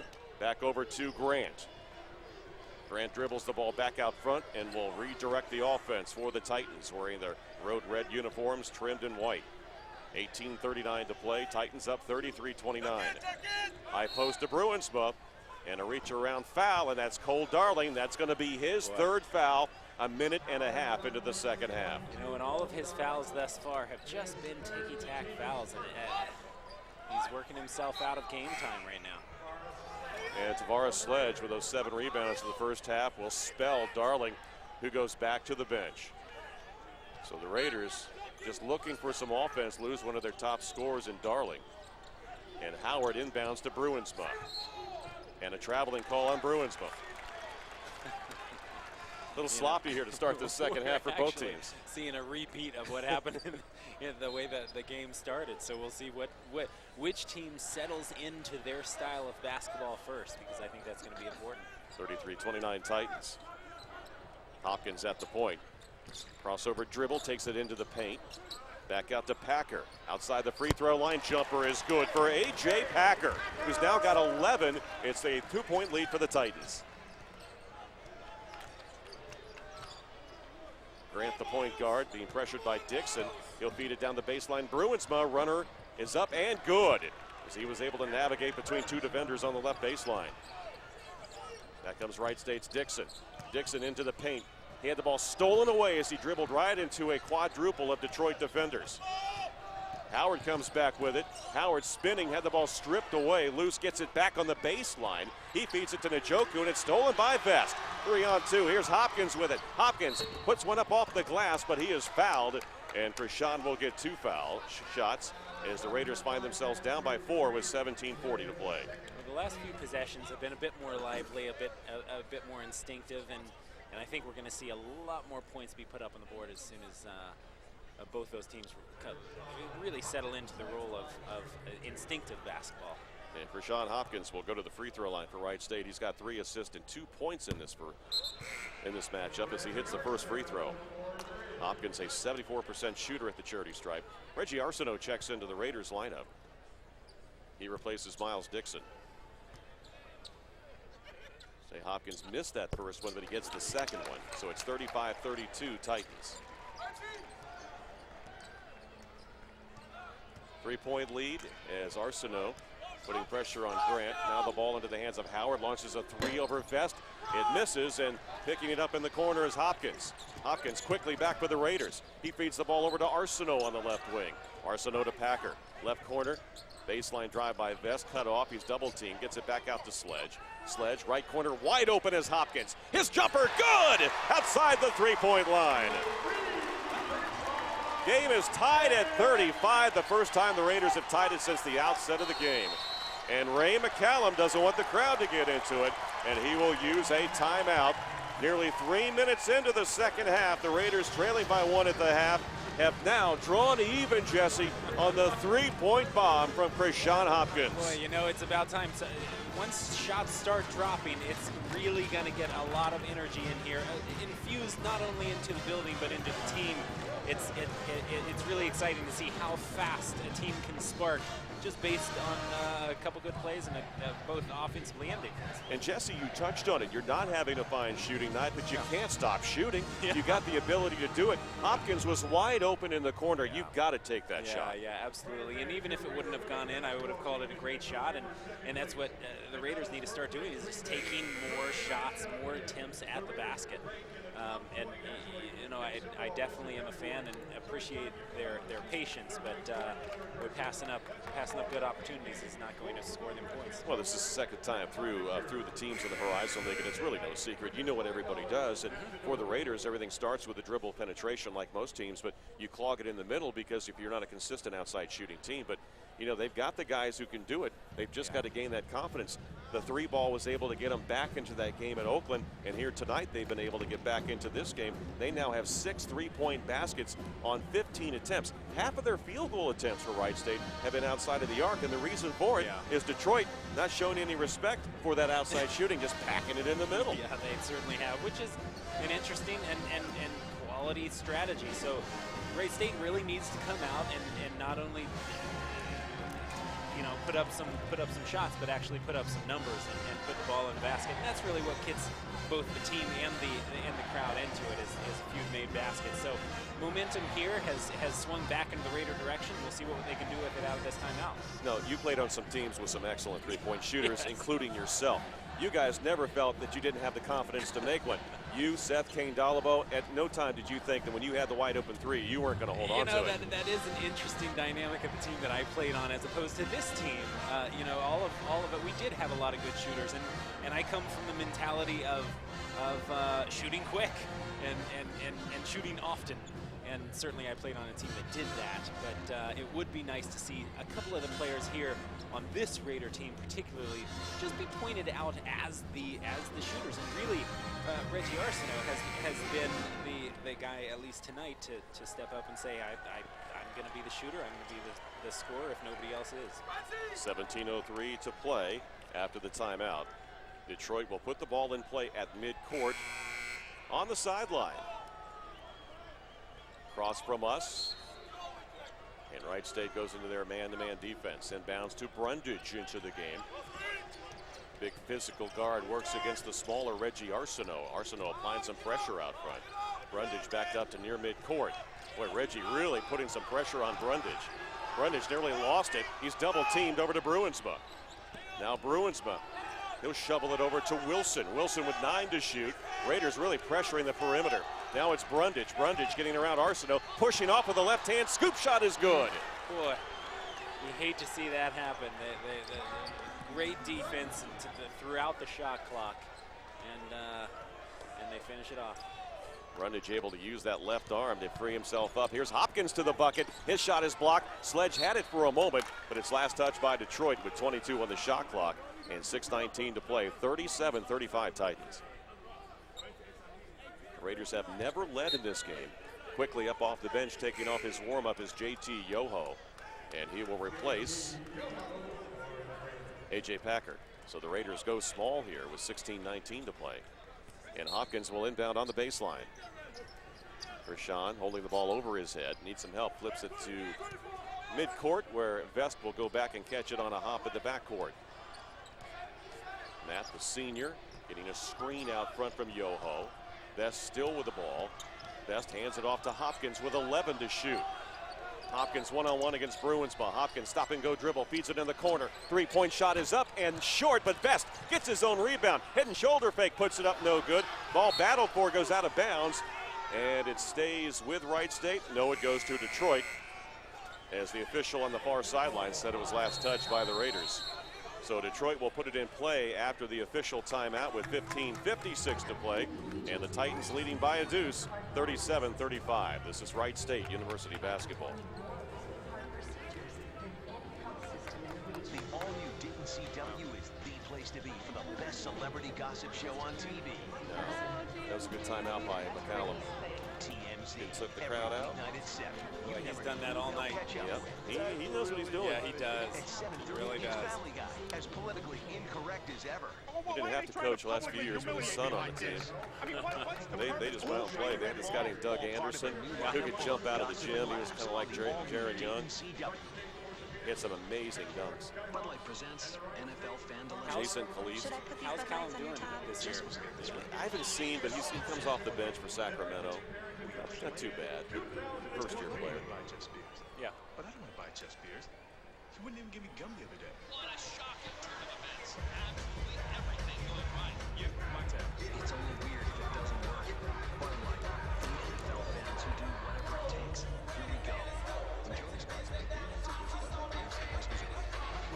Let's get back to the action courtside with the voice of the Wright State Raiders, Chris Collins. A.J. Packer leading the Raiders in scoring with 11. On the other side of the ledger, Juwan Howard with 11 to lead Detroit. And on the scoreboard, the Titans up by 2, 37-35. Chris Collins and Jesse Deister, so glad you could join us on this late start here tonight at the Nutter Center, a game in which the Raiders really need to have. If they can win their final 3 games, they control their own destiny for at least a number 3 seed. Still an outside chance at the 2nd seed of the Horizon League tournament, which begins a week from Tuesday. But that was a good timeout by Ray McCallum a few moments ago when Kershawn Hopkins hit that 3 about 3 minutes into the second half to tie the game at 35. It took the crowd out of the game because that first timeout is a long timeout called by the bench. So it gave a chance for the crowd to kind of calm down, and Detroit has come back, scored a bucket, and have retaken the lead. The Raiders have never had the lead tonight. Yeah, it's been interesting. We have seen and we will continue to see this be a game of runs. So you see 2 different teams with 2 very distinctly different styles of basketball and 2 different cultures. So you really won't see a back and forth really close game. You're going to see a game of runs based on the momentum of the team who settles into their role. All right, 15:56 to play in the game, and Detroit with the lead by 2, bringing the ball up the floor. Here's Brundage getting a screen from Njoku with 2 fouls. Now he'll feed it left wing to Wilson. Wilson, short pass to Bruinsma. He finds Howard on the right side. Vest has him defensively. Back out front to Wilson. Wilson off the dribble, and a hand check foul is whistled against Wright State's Kershawn Hopkins. That's his first personal foul, the team's second. Reset the shot clock at 35, 15:35 to play. Detroit will inbound just to the right of their own bench on the near sideline, leading by 2. Bruinsma will inbounds. Bruinsma's only scored a couple of points here in this game, but he's been their playmaker. He's a tough senior, can do all the things for them. Here's Brundage off the dribble against Arsenault. Arsenault forces Brundage to give it up to Howard. Bruinsma, left wing Wilson. Wilson had the ball stripped by Hopkins. A battle for the ball at midcourt. Wright State's Vest comes up with it. He'll take it in and jam it down with a right-hand tomahawk. And the Raiders have tied it at 37. Started by the Hopkins defense. That's good Raider basketball, and that's exactly what Wright State needed. Now it's Bruinsma dribbling into the corner. Back out front, Bruinsma with it from Brundage, I should say. Bruinsma left wing, hands it off to Howard. Howard off the dribble, cut off by Yoho. Now double teamed by Vest. Howard still with the dribble. 13 on the shot clock. Howard picks up the dribble, left corner Bruinsma. Step back 3, too strong. Rebound, Njoku. Off to Wilson. His launch 3 is no good. The tip by Bruinsma off the rim and corralled by Sledge. Into the hands of Arsenault. Reggie, right corner, Vest. All along, 3-ball, good! Wright State takes the lead at 40-37. Boy, the crowd jumping out of their seats here at the Nutter Center, and it's the intensity of the defense which has turned it around for Billy Donlin's Raiders. I would expect another timeout here by Detroit, but they've decided to just run with it. Here's Brundage into the paint, gets away with a walk. His scoop is missed. Sledge the rebound. Outlet pass to Hopkins. Hopkins on the wing. Vest sets up. 3-ball, yes! Matt Vest gives the Raiders a 6-point lead at 43-37. Now Detroit will use a timeout. And this crowd is jumping and rocking at the Nutter Center.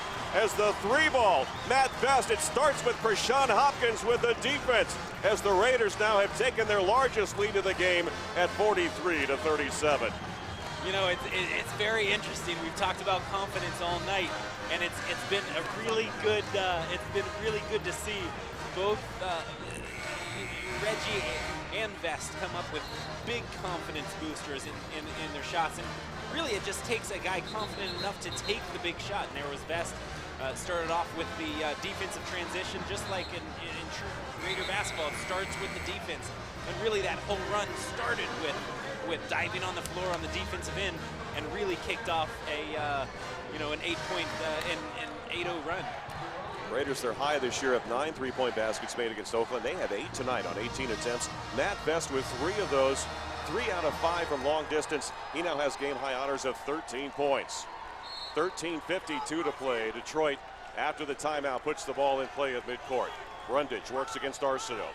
Out high to Bruinsma, and an illegal screen called against Detroit. Owenu has assessed the personal foul, and that's his second and the team's third. You know, what's dangerous for Detroit right now is letting the crowd get into it, letting the momentum shift as it has. So the Raiders put it in play on the far sideline, leading 43-37, trailed by 1 at the half.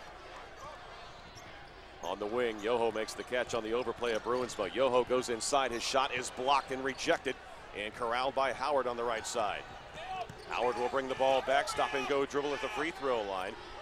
In the corner finds Brundage, his 3 rims out, rebound Yoho, but stolen by Bruinsma, and he scores. We can't, the Wright State cannot let Detroit settle back into their style of basketball, but there it was again, a shot and a... Hopkins nearly throws it away, and he does, stolen by Bruinsma, but he steps on the end line, so the Raiders catch a break. And you can see right now, especially Bruinsma, stepping in passing lanes. The Raiders need to be careful not turn the ball over. They do. You know, both teams are vying to settle into their style of basketball, and it's Wright State's turn right now. 43-39, Raiders with the lead. Hopkins comes out of the game. Hacker and Sledge are back in to join Best and Miles Dixon. Sledge out high. He feeds it down low to AJ. He puts one up off the glass, too strong. Rebound Brundage. Back comes Detroit. 3-on-3, Brundage, spin move on Arsenault. He's cut off. Back out front to Williams. Catch and shoot 3, no good. Rebound Wright State's Best. Quickly up the floor to Arsenault. Reggie crosses the midcourt stripe. Arsenault feeds it back to Packer. Back into the hands of Reggie. 12.5 minutes to play. Wright State with the ball. Here's Best. Quick first move. Push jump shot. Right lane line is good. Matt Best with 15. Boy, I'll tell you, get the ball to 24 right now. It's interesting to see him take these shots now that he's hit a few. The confidence is just is a drug for these players. Best with 15 points has given the Raiders a 45-39 lead. Williams, Brundage. Brundage holding the ball, looking back door for Bruinsma. Brundage now one dribble out front, nearly stolen by Best. Pass goes to Howard. Howard with 8 to shoot. Howard takes it right corner, and we have a foul called on Wright State. Foul is called against Matt Best, and for Best, that's going to be his first personal, the team's third. And that will send us to the immediate timeout with 11:59 to play in the game. And that's the Raiders on top, 45-39 over the Titans. This is Wright State University basketball. If you're in the market for a newer used vehicle, the place to score some big savings is at Joe Johnson Chevrolet in Troy. Joe Johnson Chevrolet has the area's best selection of both new Chevrolets and certified pre-owned vehicles. Plus, we always have a great selection of used vehicles priced under $99.95 in stock. Don't you buy until you give us a try. Come to Joe Johnson Chevrolet. Exit 69 off I-75 north 2 miles. Don't stop till you see the Chevy sign. Or visit us online anytime at JoeJohnsonChevrolet.com. Joe Johnson Chevrolet, we're friends and friends for over 30 years now. At 2 News, we're working for you. Dark background. We got here 43-38%. They're leading. 8 3-point baskets to 3. 16 turnovers. It's the difference. It's my job to expose the big issues. Still down rebounds, points off turnovers. We find the truth in every story we cover and showcase what's working in our community. 2 News. Working. Well, Best is a 41% 3-point shooter. Why shouldn't he take more shots? Time to rejoin Chris Collins and the Wright State Raiders right here on Big 106.5 WDSJ. Behind senior Matt Best, 15 points. The Wright State Raiders have come from behind and now lead with 11:59 to play in the second half at the Nutter Center. 45-39 advantage over the Detroit Titans. The Titans had held a lead in that first half by as much as 9 with 5.5 minutes to play. But the Raiders went on a 10-3 run over the last 3:58 to draw to within one. But it's been the senior, Matt Vest, stepping up here in this second half. Jesse Deister hit a couple of threes, kind of reminiscent of Jesse Deister when he played here on this floor. Well, that's what seniors do. You know, it's really good to see his senior experience come through, and it comes through in this quality of confidence. You know, when you hit a shot, it does a lot to not only an individual, but a team. The team really rallies behind you and builds on that momentum, and you've seen that here in this quick run by the Raiders. The Raiders have forced 16 Detroit turnovers. Wright State has been able to capitalize on that. They've scored 17 points off the turnovers. Detroit has scored 9 points off of Wright State's 9 turnovers. And that's Wright State's game, is to really capitalize off of forcing turnovers. You know, Wright State's fundamental is defense. If they can force turnovers, they're definitely getting points off the turnovers. Well, the Raiders turned it over their first possession here in the second half and haven't since. And we played just over 8 minutes of the second half. Detroit will inbound underneath their own basket. Ball flipped out to Brundage with a full shot clock. Clock now running with 11:56 to play. Brundage against Arsenault. It's 45-39, Wright State leading. Brundage still with a dribble out near midcourt. Takes it right side, now crossover. High post to Bruinsma. Bruinsma gets it back to Brundage. Bruinsma wants it down in the post. Goes inside on Sledge.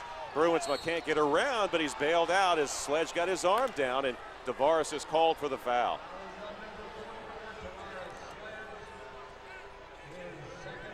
That's his second personal foul, the team's fourth. Detroit has 2 team fouls. It's a non-shooting foul, but reset the shot clock at 35 and 11:36 to play. As the intensity beginning to pick up inside, Jesse. It is. It really is. You know, it actually looks like Detroit is uncomfortable when they're playing a set play. Here's Howard to Williams. His shot blocked by Dixon. Outlet pass to Miles from Packer. Left sideline, Vest. Vest slowing it down. Bruinsma comes out to close out on Vest, who's been hot here in this second half. Vest, senior, showing some calm. Was reset. Gets the ball back into the hands of Reggie Arsenault. Holding it on his right hip, now with a left-hand dribble. High post to Packer. Packer on the weave, hands it off to Dixon. Dixon left side, Vest. Vest over to Sledge, right corner, Arsenault. Arsenault with 8 to shoot now. Sledge, Reggie gets it back. 5 to shoot. Arsenault takes it to the free throw line. Pull-up jumper. That's a deuce for little Reggie Arsenault. Arsenault now in double digits. He's got 11. And the Raiders' biggest lead of this game comes with 10:50 to play at 47-39. Brundage, left wing Williams. Williams, high post Bruinsma, leading into Tavares Sledge. Over to Howard. Howard off the dribble to the free throw line. Cut off by Vest, up and under. Throws up a shot as Vest runs into him. And Matt has assessed the foul, his second and the team's 5th. But it's a shooting foul, and Juwan Howard will go to the line for 2 throws. You know, Wright State's definitely carried the momentum for the past 5 minutes or so. But listen, we've got a lot of game left, and it's you know, the momentum's going to swing back again. Statistics show it'll you know, in the first half it's swung 2 or 3 times, and I think the same is going to happen in the second half. Juwan Howard makes the first of 2 free throws. He's got a dozen to lead Detroit. That's his first free throw attempt of the game. Quickly, Krishan Hopkins is back in for Miles Dixon. Coach telling us at the coaches show on Monday for Dixon, he's played with pain all season long. He's going to have surgery on his shoulder at the end of the season as Howard makes that free throw. In fact, they've even scheduled it for whenever the season ends. He'll do it immediately following that final game, whenever it might be. So Tavares Sledge comes out of the game. A.J. Packer back in for Wright State. Raiders lead by 6 at 47-41 with 10:37 to play. Arsenault dribbles it up past midcourt. Reggie works against Grant. Now he'll take it to the left sideline. Arsenault navigating in traffic. Picks up his dribble. Over to Darling, back into the game with 3 fouls. Cole now down underneath. Tried to reverse layup. And he misses it, but he gets it back, but misses the putback. But there's Packer to clean it up. He's fouled. He'll get a chance for a 3-point play. Wright State taking a page out of Detroit's book, hitting the offensive boards, getting two offensive rebounds there, getting a chance for a 3-point play. Darling committed himself, tried to use a reverse layup, but there were 2 defenders on the weak side. He had it blocked. He got it back, and from point range, he missed one. Couldn't get it up over the rim, but there was Packer to clean it up. He's fouled. He'll get a chance to complete the 3-point play. The Raiders up by 8, 49-41 with 10:15 left to play. A.J. Packer tonight with 13 points, and it will stay there as he misses the free throw. Raiders tonight, 7 out of 8 at the line. Here's Williams being pressured by Hopkins. Over to Bruinsma. Skip pass thrown away and stolen by Vest. Boy, a good read by Matt. Matt hands it off to Hopkins. Hopkins back to Packer. Packer goes inside to Darling. Darling against Howard will put the shot up, and they're going to call a charging foul on Cole Darling. Little acting on that play, maybe a little bit. And Darling, though, that's his 4th foul. He'll have to come out with 9:53 to play. And Tavares Sledge, the junior forward, back in. Well, anytime you go in and lean in with that shoulder, smart players do, like Howard. He's a big body, but to knock him off his feet like that, Yeah. little acting right there. But frustrating. he had the position, so you have to give him credit for that. True. High post to Bruinsma. Bruinsma separating himself from Sledge. He'll go left wing to Lippett. Lippett feeds it down to Bruinsma against Tavares Sledge. Bruinsma forces one up, rims around it in. Tough shot by Bruinsma. 49-43, 9:22 to play. Wright State lead is now 6. Tell you, Bruinsma, tough cat. Trying to will his Detroit Titans back in there on both ends of the floor. Here's Sledge to Arsenault. Arsenault feeds it right block Packer. Packer up and under a move is fouled by Lippett, and A.J. will go to the free throw line. Boy, A.J. has shown much better footwork here, especially this season, late in the year. He was able to pump fake, do that drop step, and draw the foul. Yeah, definitely. He was very deliberate on that, and knew he was going to the free throw line after this. You know, Cole Darling just can't find a way to stay in the game tonight. Unfortunately, he's just having a frustrating night, and coming back in is you know, in and out of the game cold like that. It's got to be tough on his confidence. A.J. Packer hits the first free throw. He's got 14 points now. Raiders 8 for 10 at the line tonight. The lead is 7. Packer's second throw is also good.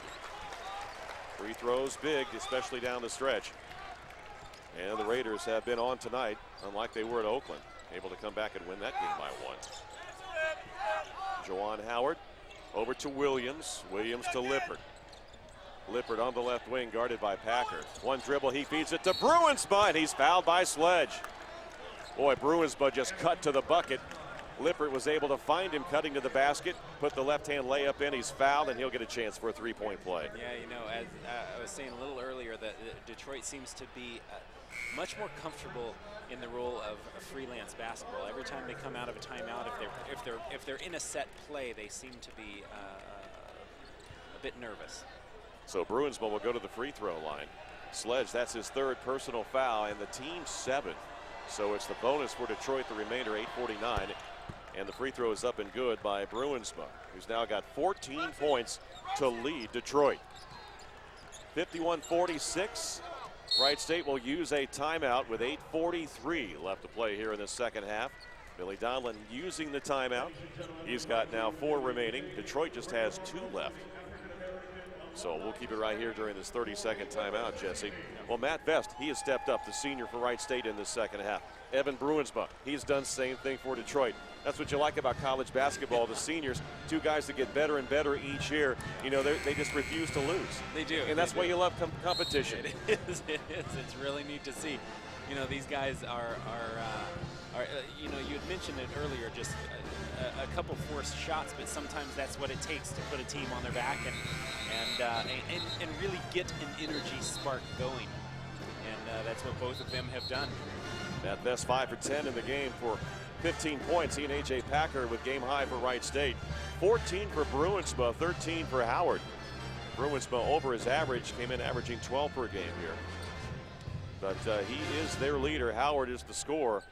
But Bruinsma is able to do so many things. And on the defensive end, has forced a couple of turnovers. Inbounds pass Hopkins. He feeds it into Packer. He goes up and fouled by Howard. Again, very deliberate play by Packer, doing a great job inside, not only with his footwork, but with his upper body control as well. So A.J. Packer will go back to the free throw line. As mentioned, he has 15 points. He invests in game high honors.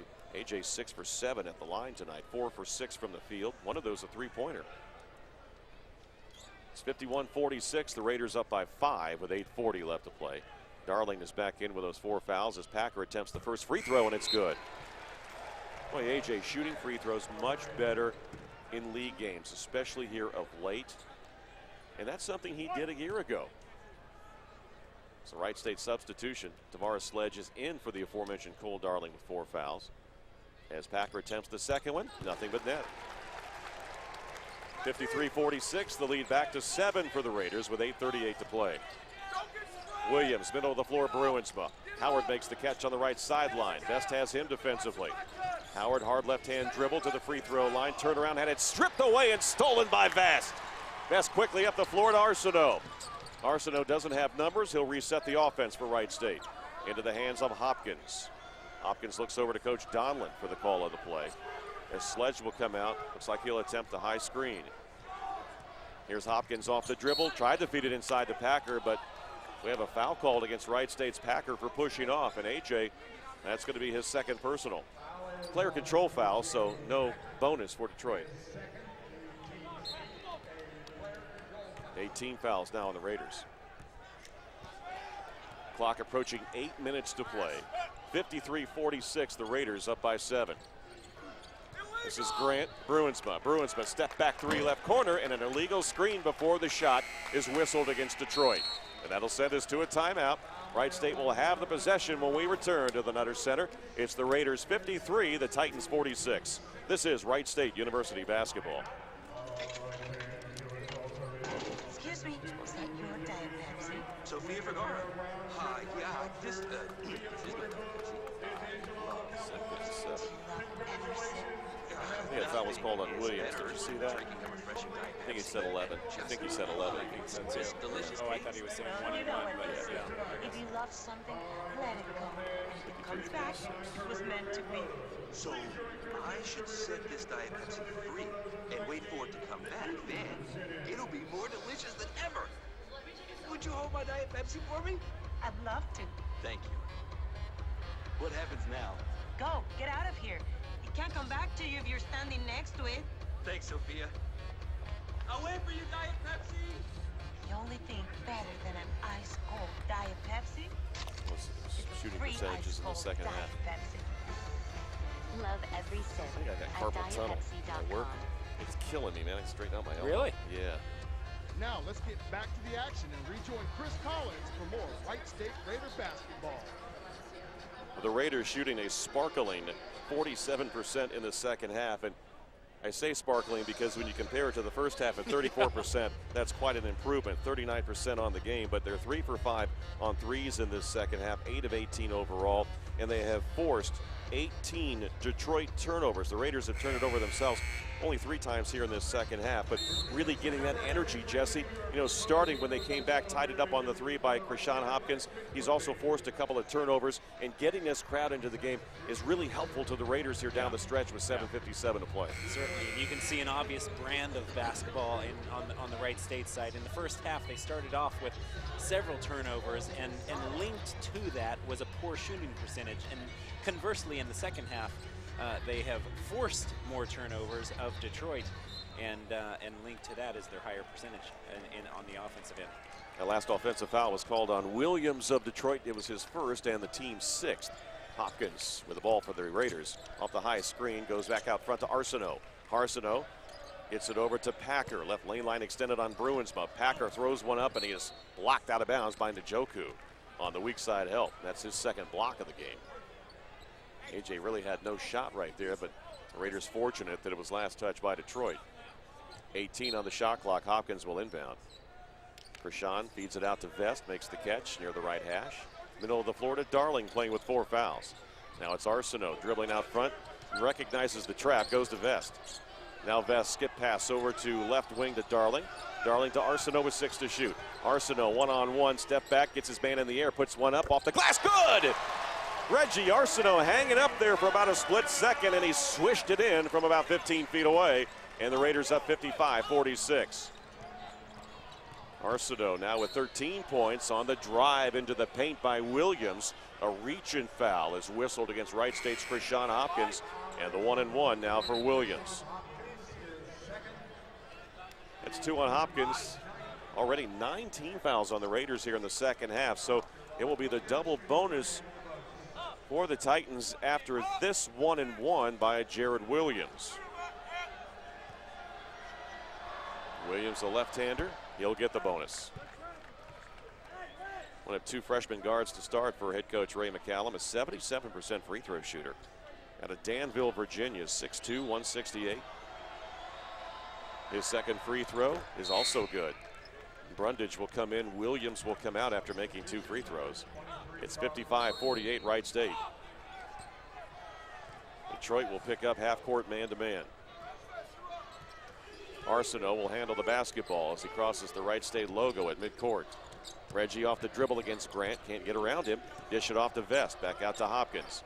Here's Hopkins, backdoor pass to Darling. Darling underneath the bucket, could not handle the dribble, and he turns it over for the Raiders. 6:53 to play, Wright State leading 55-48. Sledge back in, Darling out. You know, that's an example of what I was talking about earlier with Cole Darling not being able to find a way to stay in the game due to foul trouble, and it just really affects someone's confidence in coming in trying to make plays, Cole. All right, so let's see if Detroit, what they can do after the turnover. This is Grant with a dribble out front. Howard makes the catch on the right corner. Getting crowded over there as he's double teamed, and Howard just has to throw it off the foot of Vest with 19 on the shot clock in the corner and 6:37 to play. Raiders lead 55-48. Quick inbounds pass to Bruinsma to Brundage. Brundage clearing out, going inside with that big body, puts up a right-hand shot, score the basket, and a foul, and Brundage a chance for a 3-point play. Brundage does a great job of using his body. He's a slightly bigger guard and decides to use that against the smaller Reggie Arsenault.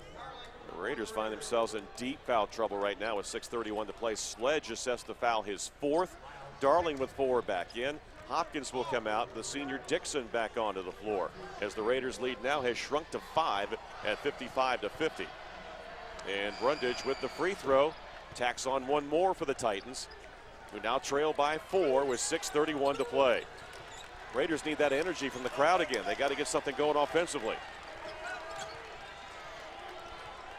Arsenault on the wing left to Dixon. Dixon, going to Njoku fronting inside on Packer. Darling picks up the dribble on the wing out to Arsenault. Reggie can't get around to Grant. Grant trying to go for the steal. Reggie gets it over to Packer with 14 to shoot. Now it's Dixon. Dixon in traffic. He'll go in, hang in the air. His runner is no good. A battle for the loose ball. It's out of bounds and last touch by Detroit. Now the officials talk about it and they'll reverse it. And the official on the baseline says it will go back to the Titans. I think it was a good call. I think that was the right call.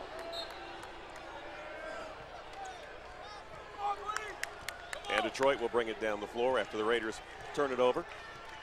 Trailing by 4. Boy, Brundage has been a load out there at guard. Short pass to Njoku. He'll hand it off to Grant. Grant and Njoku on the pick and roll. His reverse layup rolls off the rim. Rebound picked up by Packer. Arsenault dribbling up with the left hand, holding his right hamstring, and he's grimacing in pain. And I think the official notices that. They'll use an official timeout as Reggie bending over for just a moment out there at half court, and he'll probably have to come out of the game. Don't know if it was a hamstring or whatever, but Reggie's a tough kid, doesn't want to come out, but he's obviously grimacing in pain as he jogs back to the Wright State bench. So Hopkins replaces Arsenault with 5:36 to play. Raiders with a ball and just a 4-point lead. Hopkins against Grant, takes it inside under the bucket, feeds it over to Dixon. Out front, Darling.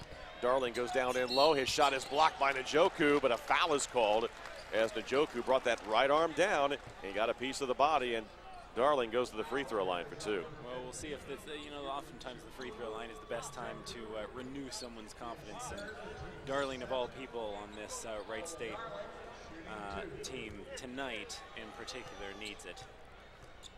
Darling, who's been in foul trouble throughout this game. He's got 4 fouls, and he scores his first point of the game from the free throw line with 5:21 remaining. And Reggie Arsenault is tough, as we mentioned. Quickly buck up off the bench and back in for Krishan Hopkins. As Darling stepping back from the free throw line, waiting for the ball from the official. Now he receives it with a 6'8" forward out of Holt, Michigan. And it rolls around the rim and in.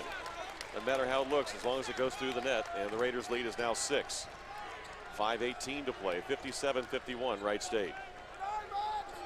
Here's Brundage, big guard, forced out front by the double team. Now it goes down into the post to Bruinsma. Bruinsma, fadeaway jumper left side. No, it's an air ball, and it's grabbed by A.J. Packer. Packer into the hands of Arsenault. Arsenault to A.J., quickly back to Reggie. Wright State will set the play. Packer a high screen. Arsenault with a dribble on the right sideline. Over to Packer, middle of the floor. Now Dixon with the catch on the left sideline. Dixon a couple of dribbles on Brundage. 13 on the shot clock as the Raiders trying to get something going. Detroit applying pressure out on the perimeter. Now it's Dixon with 6 to shoot, and he turns it over. That didn't look good at all. Nothing going right there. It seemed like most of the players were looking over the bench for the call, and Detroit just kept pressuring. You know, that's a really good example of players not playing instinctively. They were just waiting on a call to be made that wasn't ever made. 4:29 left to play. Detroit after the turnover, trailing 51-47. Brundage to Grant. Shovels it to Bruinsma on the left wing. Bruinsma feeds Howard. Howard was 17 on the shot clock. Howard step back, jump shot, rims it in and out. Rebound, Darling for Wright State. Good block out against Detroit's Njoku. Raiders will slow it down as Arsenault brings it into the half court. Exactly 4 minutes to play. Wright State leading 57-51. Arsenault, one bounce pass to Packer. Right side Vest, down in loaded. Darling, he puts one up and he's fouled. It's either Njoku or Brundage. They were in the area. And the official calls it on Brundage. And that's his first and the team's 7th.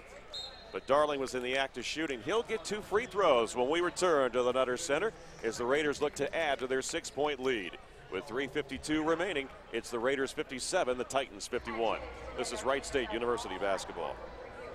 When you want to rent great cars at low rates and get free pickup, the name you want to remember is Enterprise Rent-A-Car. They've got the largest fleet and a wide variety of vehicles. Enterprise Rent-A-Car has it all wrapped up, and they're always nearby with more than 15 locations in the Dayton area and over 100 in Southwest Somebody Ohio. enjoys peanuts. Visit enterprise.com or call 1-800-RENT-A-CAR. You know, I wouldn't be surprised if we make another nice little run.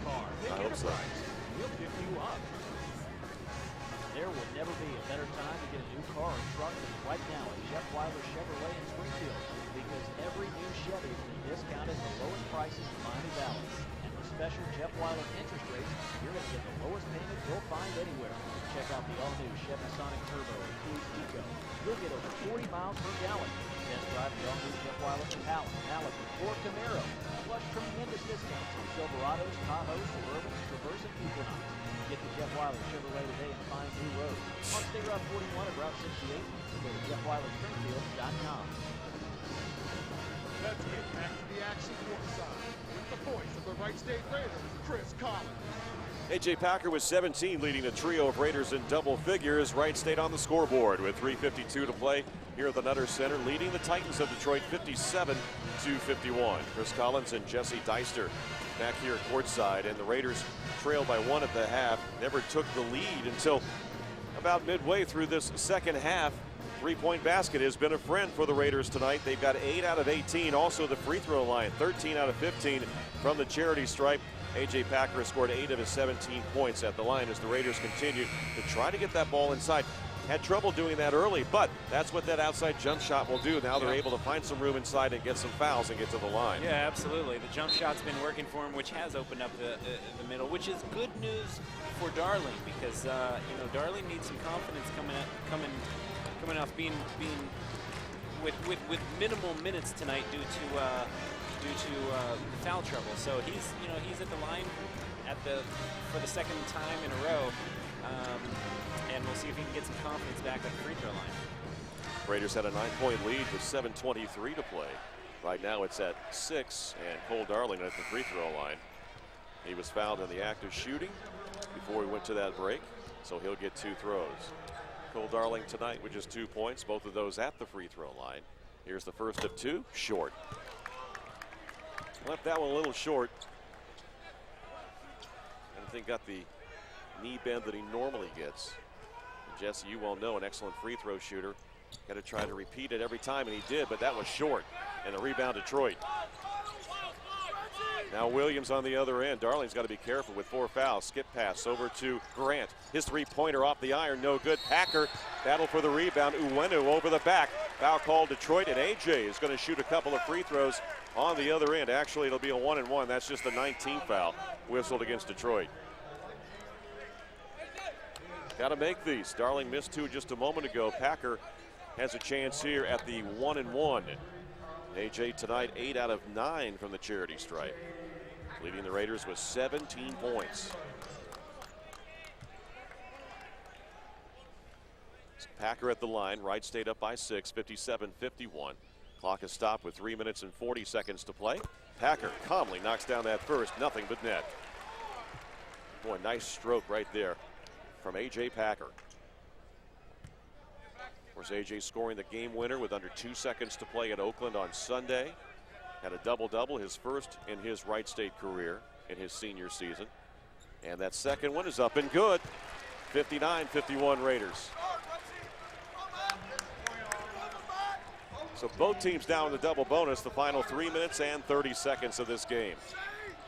Here's Grant, goes down on the baseline, and an offensive foul is called on Williams, actually, the left-handed freshman guard. Williams a little out of control. He dribbled right into a double team, actually a triple team. And he knocked over one of the Raider defenders, and for Williams, that's his second personal foul, player control foul, as Detroit now will set up, looks like some full court pressure, Jesse. Looks like some full court man pressure. Not guarding the inbounds passer Vest, and he's going to have to use a timeout. So Detroit changing up their defense, and the Raiders will use a timeout. They've got 3 remaining. And speaking of remaining, the Raiders after tonight just one more regular season home game, if you can believe it. Valparaiso, it's going to be a huge game here Tuesday night at 7 o'clock. We'll be on the air at 6:45 as the Raiders will entertain the Crusaders. Wright State earlier this year bumped off Valparaiso in Northwest Indiana, and we talked about it. For Wright State, if they can hold on here tonight over Detroit, they can beat Valparaiso and beat UIC, they will secure at least the number 3 seed in the Horizon League standings. They still have an outside chance if they can get some help for the number 2 spot. As Green Bay last night wrapped up the regular season championship, and they will be hosting the Horizon League tournament. So Vest now will go back. Still no pressure on the inbounds passer as Detroit making it difficult for Arsenault to get loose, but Darling comes back to make the catch. Now back into the hands of Arsenault. 3:24 to play. Arsenault crosses the timeline as Detroit backs off into their half-court man. 59-51 Wright State. Arsenault crossover dribble, nearly loses his balance at midcourt. Now into the hands of Vest. Vest just 8 feet inside the midcourt stripe, middle of the floor. Takes it with a dribble against Howard. Back out front to Packer. Packer strong to the bucket. Scoop shot, no. And an offensive foul on A.J. Packer as Bruinsma steps in to take the charge. You know, Packer deliberate again. I like that quality of about him, but I like it better when he's in the post. He started his move out at the three-point line and didn't adjust. Under 3 minutes to play. Clock running at 2:55. 59-51 Wright State. Brundage. Big power guard over to Howard. Howard left lane line, bouncing in on Vest. Rose one up off balance, missed it, got his own rebound, put it in, score, and a foul. Juwan Howard for the 3rd time tonight. Offensive rebound, gets the putback, and this time he's fouled. He'll get a chance for a 3-point play. The lead is 6 for the Raiders with 2:45 left, 59-53. You know, classic Detroit basketball. Again, he was just trying to look for the foul, throwing it up towards the basket just in hopes for an offensive rebound, and that's what they got. The foul was on Cole Darling, and he's fouled out of the game with 2:45 to play. He is replaced by Miles Dixon. Howard's free throw is good. So Juwan Howard converts the 3-point play. He's got 15 points. Detroit full court man pressure. Inbounds pass to Arsenault. Now the Titans will back off to their half-court man with 2:40 to play. Wright State leading by 5 at 59-54. Arsenault dribbles inside the arc, comes back out against Brundage. Reggie still with a dribble on Williams this time. Reggie Pulls up, left side, scuffles it over to Packer.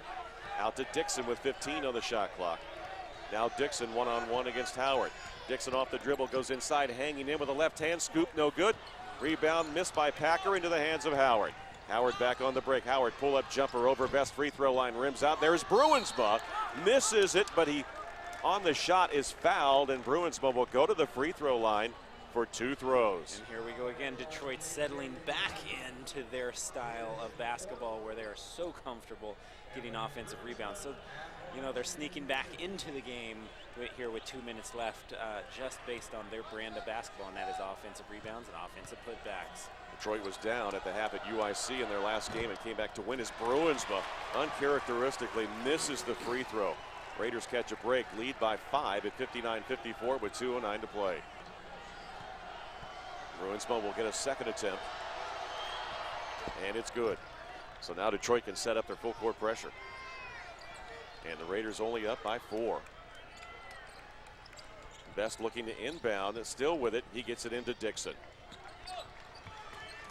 Dixon now will bring it up as Detroit retreats back into its half-court man. We have exactly 2 minutes to play. Wright State with the ball and a 4-point lead. Coach Donlan's looking at the clock before he calls a timeout. Now Dixon dribbles it to the left sideline. Dixon over to Hopkins. Hopkins left wing.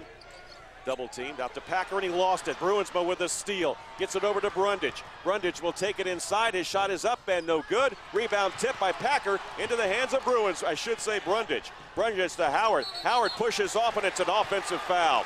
That was clear on that play. Offensive foul call on Juwan Howard. He's not happy, but I tell you, son, you can't pull off with that left arm. He is hot about that, but you know, 3 times now down the court, Detroit has gotten their offensive rebound, their brand of basketball, and Wright State cannot let them get back into their brand of basketball. Player control foul, so no double bonus. Wright State puts it in play in the backcourt. Detroit will meet them at the half court for man-to-man defense. Arsenault over to Dixon.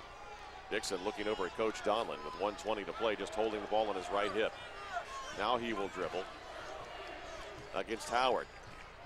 Dixon, 14 on the shot clock, trying to get around Howard. Gets a screen from Packer. Now Dixon takes it inside. His shot is blocked by Howard. Ball tipped around loose. And it's Packer back out to Vest, and a free shot clock for Wright State. So the Raiders can run some more time with 30 on the shot clock and 57 seconds remaining. Now the officials are going to talk about it. They reset the clock, and the Detroit bench said there was no change of possession. Now the 3 officials are going to come over to the scorers table to check it out. And now I would think if they're checking it out, Jesse, they're going to look at the replay and see where the clock, how much time was left on the clock, and reset it. Right now it's showing 27, but that was close. That was something I was looking at, and I didn't know if there was a change of possession or not. The ball was tipped. Packer didn't have it. And I'll be honest with you, I think that they should not have reset it to 35. Well, regardless, it was an excellent offensive rebound. Wright State beating Detroit at their own game at that on that possession. But you know, it's been an interesting reversal of scoring distribution on nearly every Titan player tonight is on the board with at least some points, and Wright State that the distribution of the scoring load has been spread over 6 players. 59-55, Wright State with a lead. The possession arrow belongs to the Titans at this time with 55.4 seconds remaining. Both teams are in the double bonus. Cole Darling is already fouled out of the game for Wright State. The Detroit bench, I looked over there, and every one of them, of those coaches, were up looking at the scorers table. The officials, it caught their attention. They finally looked up at the shot clock, and I think one of the officials said, I don't think that there was a change of possession. So all 3 of them now will go over to check out the replay monitor near the official scorers table. And I think they're going to try to get an idea of how much time should have been on the clock when Wright State started to run their offense. So if that's the case, they'll run it down to whatever that time may be, and the Raiders will not have a whole lot of time left. And just guessing here right now, I think it would be right around 9 or 10 seconds, Jesse. Yeah. If I can recall correctly by looking at the clock, but Mike Zanzier, the lead official here tonight, with a stopwatch actually, as they take a look at the replay over by the official scorers table. Well, you know, regardless of what they come up with as far as a decision, we have 55 seconds left in the game. The Raiders up 4, we're going to definitely expect Detroit to come out and take some quick shots and really rely on their bread and butter, which is obviously the offensive rebound, crashing it aggressively and taking a quick offensive turn. The official attendance tonight, 5,042 on the Green Out night tonight. First 5,000 fans receiving Wright State t-shirts. More importantly, they like to leave this arena tonight with a victory, as the Raiders holding on to a 4-point advantage. Billy Donlin not happy. Obviously, like we said, they're going to change the shot clock as they talk to both officials, I should say both head coaches at midcourt, Ray McCallum and Billy Donlin. There's 55.4 seconds left. And right now there's still 27 seconds left on the shot clock. I think they're going to have to change it. Now they put 35 up there. And I think they're going to say Detroit has the basketball. And they said it was a shot clock violation. So what they probably did was time it down, not take it away. Yeah. And they take it away from the Raiders because it should not have been reset. Boy, that is a tough break for the Raiders. Well, you know what? You got to blame whoever the shot clock operator is, and it's provided here. So they can't do that unless they were told by the official. It's 59-55, Raiders by 4 with 58.8 seconds to play. Bruinsma gets the ball inbounds to Brundage. Brundage guarded by Dixon and away from the action. An offensive foul whistled against Detroit. Yeah. Owenu is called for pushing up away from the ball. That's a huge foul call. Player control foul, so it's no shots. Hopkins back in. Sledge out for Wright State. Detroit will set up their full court pressure. Very young mistake. 59-55, Wright State, 50.1 seconds left. Bruinsma applying pressure to Vest, the inbounds passer. Vest throwing the ball out near midcourt. Catch by Hopkins on the runaway. Hopkins will put it down with a two-hand slam. A hop, a skip, and a slam for Krishan. Brundage with it out front. It's 61-55, Wright State. Now Williams crossover dribble. Got away with a walk, puts up an off-balance shot. Bruinsma cleans it up and scores. And a timeout called by Detroit. 4-point lead for the Raiders with 34 seconds left, 61-57. You know, and obviously they're going back to, Detroit's going back to their style. They just scored off an offensive rebound and they're sticking with it. What a heads-up play by Krishan Hopkins. Boy. He saw the pressure. Matt Vest, you give him equal credit. He just threw that baseball pass up near midcourt. Hopkins beat the pack. He went in for the easy dunk. Perfect pass, perfect play. Great heads-up play, and that's really what we were talking about earlier, is playing instinctive basketball. You know, players had spots to go to, but it was very instinctive to be able to head down court and notice that no one was down there. So Ray McCallum using the timeout. I think he's got just one remaining. 61-57, Wright State with 4-point lead with 34 seconds left to play. Packer and Hopkins, Dixon, Vest on the floor, along with Arsenault. All good free throw shooters, and Bruinsma will apply pressure to Vest, who is allowed to run the baseline after that made basket. With 34 seconds left, the shot clock is off. Vest gets it into Hopkins. Hopkins, and why did the buzzer go off? The shot clock was off. It shouldn't have buzzed. I don't know what the situation is. Apparently it's an equipment malfunction. And the problem right now, though, is the Raiders were able to get the pass in. Now they're going to have to do it again. So Wright State having some problems electronically here tonight. Very unfortunate.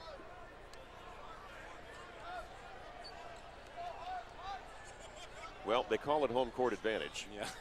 Let's just hope that it doesn't work against Wright State. Yes. Being very sarcastic there at the moment. Mm-hmm. Obviously, these miscues working against the Raiders. Had to give it up on a shot clock violation when they changed it to 35 on an offensive rebound, and they gave it back to Detroit. Now a buzzer goes off after they get it in bounds. All right, so Vest on the baseline.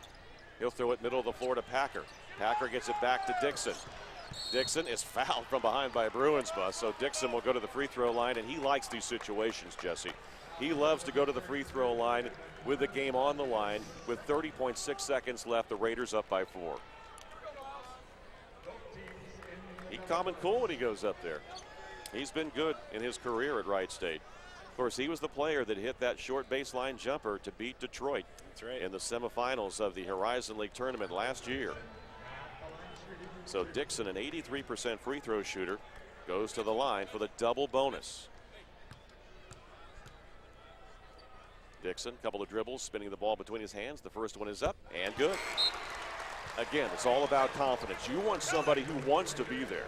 And Miles Dixon is one of those players. Yeah, you're right. You know, you often in situations like this, you'd rather have someone on the line with more confidence and even a lower free throw percentage than someone without the confidence.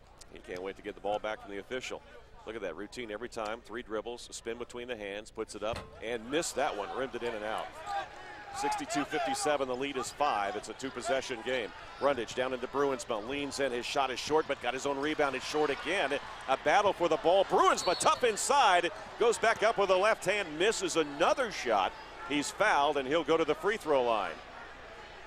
I think in the last 30 seconds, Detroit has had about 7 offensive rebounds. Well, that's just about toughness, and Bruinsma, toughest guy out there right now. Yeah. So the foul was called against A.J. Packer. He fouls out with a team-high 19 points with 19.1 seconds to go. So Packer joins fellow senior Darling on the bench if they fouled out of the game. More importantly, though, Bruinsma to the free throw line. We still have time left here. Yeah. 1 timeout remaining for Detroit. The Raiders have 2 left. Both teams in the double bonus. The possession arrow favoring the Titans. 19 seconds sounds, sounds like it could run by quick, but that's a lot of game left, especially in a game this close. There's a lot can happen, especially with these 2 different styles of play. Well, you got a guy like Bruinsma who refuses to quit. And you have to respect a player like that out there. I mean, he had that ball 3 or 4 times. Never gave up on it. Yeah. Used the right hand twice, used the left hand, left it short. And now he goes to the free throw line, looking to draw his team to within 3. That first one is good. Evan Bruinsma. Bruinsma now with 18 points tonight to lead Detroit. Howard's got 16. 19.1 seconds left. Bruinsma's second free throw is good. So it's now just a 1-possession game. I should say a 2-possession game. It's 62-59. It is a 1-possession game. They just put that point up there. So a 3-point lead for the Raiders with 19.1 seconds left. Inbounds pass to Yoho. Tipped away by Howard, and he fouls Matt Vest in the backcourt. Tell you, Howard plays with a lot of aggressiveness, too. He does. A lot of aggressiveness, coupled with a lot of passion. There's 3 fouls on Juwan Howard. So the Raiders looking to add to their 3-point lead with 17.1 seconds left. And Matt Vest, a senior, will go to the free throw line. He'll get 2 shots. Again, both teams on the double bonus. Vest first is up and rolls in and out. You can tell, looked a little nervous right there. He did. Tell you, he didn't have one right now. It's just a 1-possession game. You got to hit this. 17.1 seconds left. Wright State leading Detroit. 62-59. Vest a deep in, fires it up there and rims it around and in. And Wright State will use one of their final 2 timeouts to set up their defense with 17.1 seconds left, leading 63-59. Boy, a lot was riding on actually those free throws, especially that last one. But 17 seconds, there's a lot that can happen. As we approach, we're actually into Saturday already. It's 11 minutes after midnight. All right. Glad to have you late night owls join us for college basketball here tonight. Wright State trailed by 1 at the half. They went on a 10-3 run, the final 3:58 of the first 20 minutes. Trailed by 9 at one point to come up by 1 short at half, 30-29. Raiders have come back and actually built a 9-point lead themselves here in the second half with 7:23 left on the clock. And it's just been back and forth these final 2.5 minutes as the Titans showing a lot of fortitude here and not willing to quit and find themselves down 63-59 with 17.1 seconds left. And the Titans will inbound in the backcourt. Wright State going to pick up man-to-man at 3/4 court. Brundage dribbles across the stripe. Brundage over to Grant. Grant dribble penetration in the corner. Williams. Williams sets back his three-point shot off the iron, no good. Tip to Howard. Howard out front. He'll throw one up and off the rim, no good. Brundage the tip and gets it with 1.1 seconds left. It's 63 to 61. And a timeout is called by Detroit. They use their final timeout. It's a full timeout. So, not a lot of time left, Jesse. Let's put you in a coach's role right now for Wright State. What do you do to draw up something here right now with 1.1 seconds left and a 2-point lead? Well, you got to get the ball in. Wouldn't it be nice to repeat one of the plays that happened with Hopkins? With Hopkins, Yeah, absolutely. Draw everyone to the basket and send someone long. Well, But boy, Detroit just won't go away. They're an extremely determined team, which I can appreciate. There were several offensive rebounds again on the final play, so that's been their bread and butter. That's taken them through their season, actually through tonight. some of the crowd actually leaving here tonight as they're making their way. 5,042, the official count at the Nutter Center on this green-out night, where the Raiders clinging to a 2-point lead. It's 63 to 61. And we had some issues with the shot clock earlier. And again, that's something you have to, in a situation like this, be aware of. When the player touches it inbounds, you got to start the clock. If you started too early, you know the Detroit coaching staff is going to be keeping an eye on that. So obviously, you know, the officials will have their eye on it also. But for the Raiders, they've got to get the ball in bounds, and you know Detroit is going to foul immediately. Yeah, immediately, and it just depends on who they're going to foul. So they're, you know, we'll obviously get as many free throw shooters on the floor as possible and see who they. And Jesse, what do? You set up, you know, near the free throw line, just throw it all the way down to the other end, because if Detroit even steals it on the other end, it's going to be hard to make a shot with 1 second. Yeah, as you can see, someone is obviously going to have to go long here because everyone's lining up basically on the ball. So Vest will inbounds. No pressure on the inbound passer, Vest. With 1.1 seconds left, the Raiders lead by 2. Vest running the baseline. He'll throw the baseball pass, and the catch is made by Arsenault. And Wright State, will they get free throws? Did they whistle before the buzzer? The officials are going to talk to each other. Wait a minute, game's not over yet. Now there's no time left on the clock, and the officials will come over and check again with the replay to see if the light went off. I thought the whistle sounded before the red light on the backboard, Jesse, and if that's so, Reggie Arsenault is going to get 2 free throws. You know, this game simply won't end. The Titans just won't go away. So no time left on the clock. Well, if he was fouled, there would be, I'm sure, just under a second. So they're going to check the replay monitor and give the officials credit. I mean, they're playing this one all the way to the end. For sure. And at least from my vantage point and from what I could hear, I heard the whistle on the hack foul on Arsenault before the buzzer sounded and the red light went off. So the officials are trying to determine exactly when that happened. I mean, it's a moot point as far as winning the game. Yeah, well, it really is, unless Wright State, you know, just walking you through this scenario, Wright State goes to the free throw line and actually makes the basket. Then Detroit would have a chance for a long ball. Well, it'll be depending on how much time is left on the clock. You know, I think you've heard it said many times, you're going to have at least about 6 tenths or 7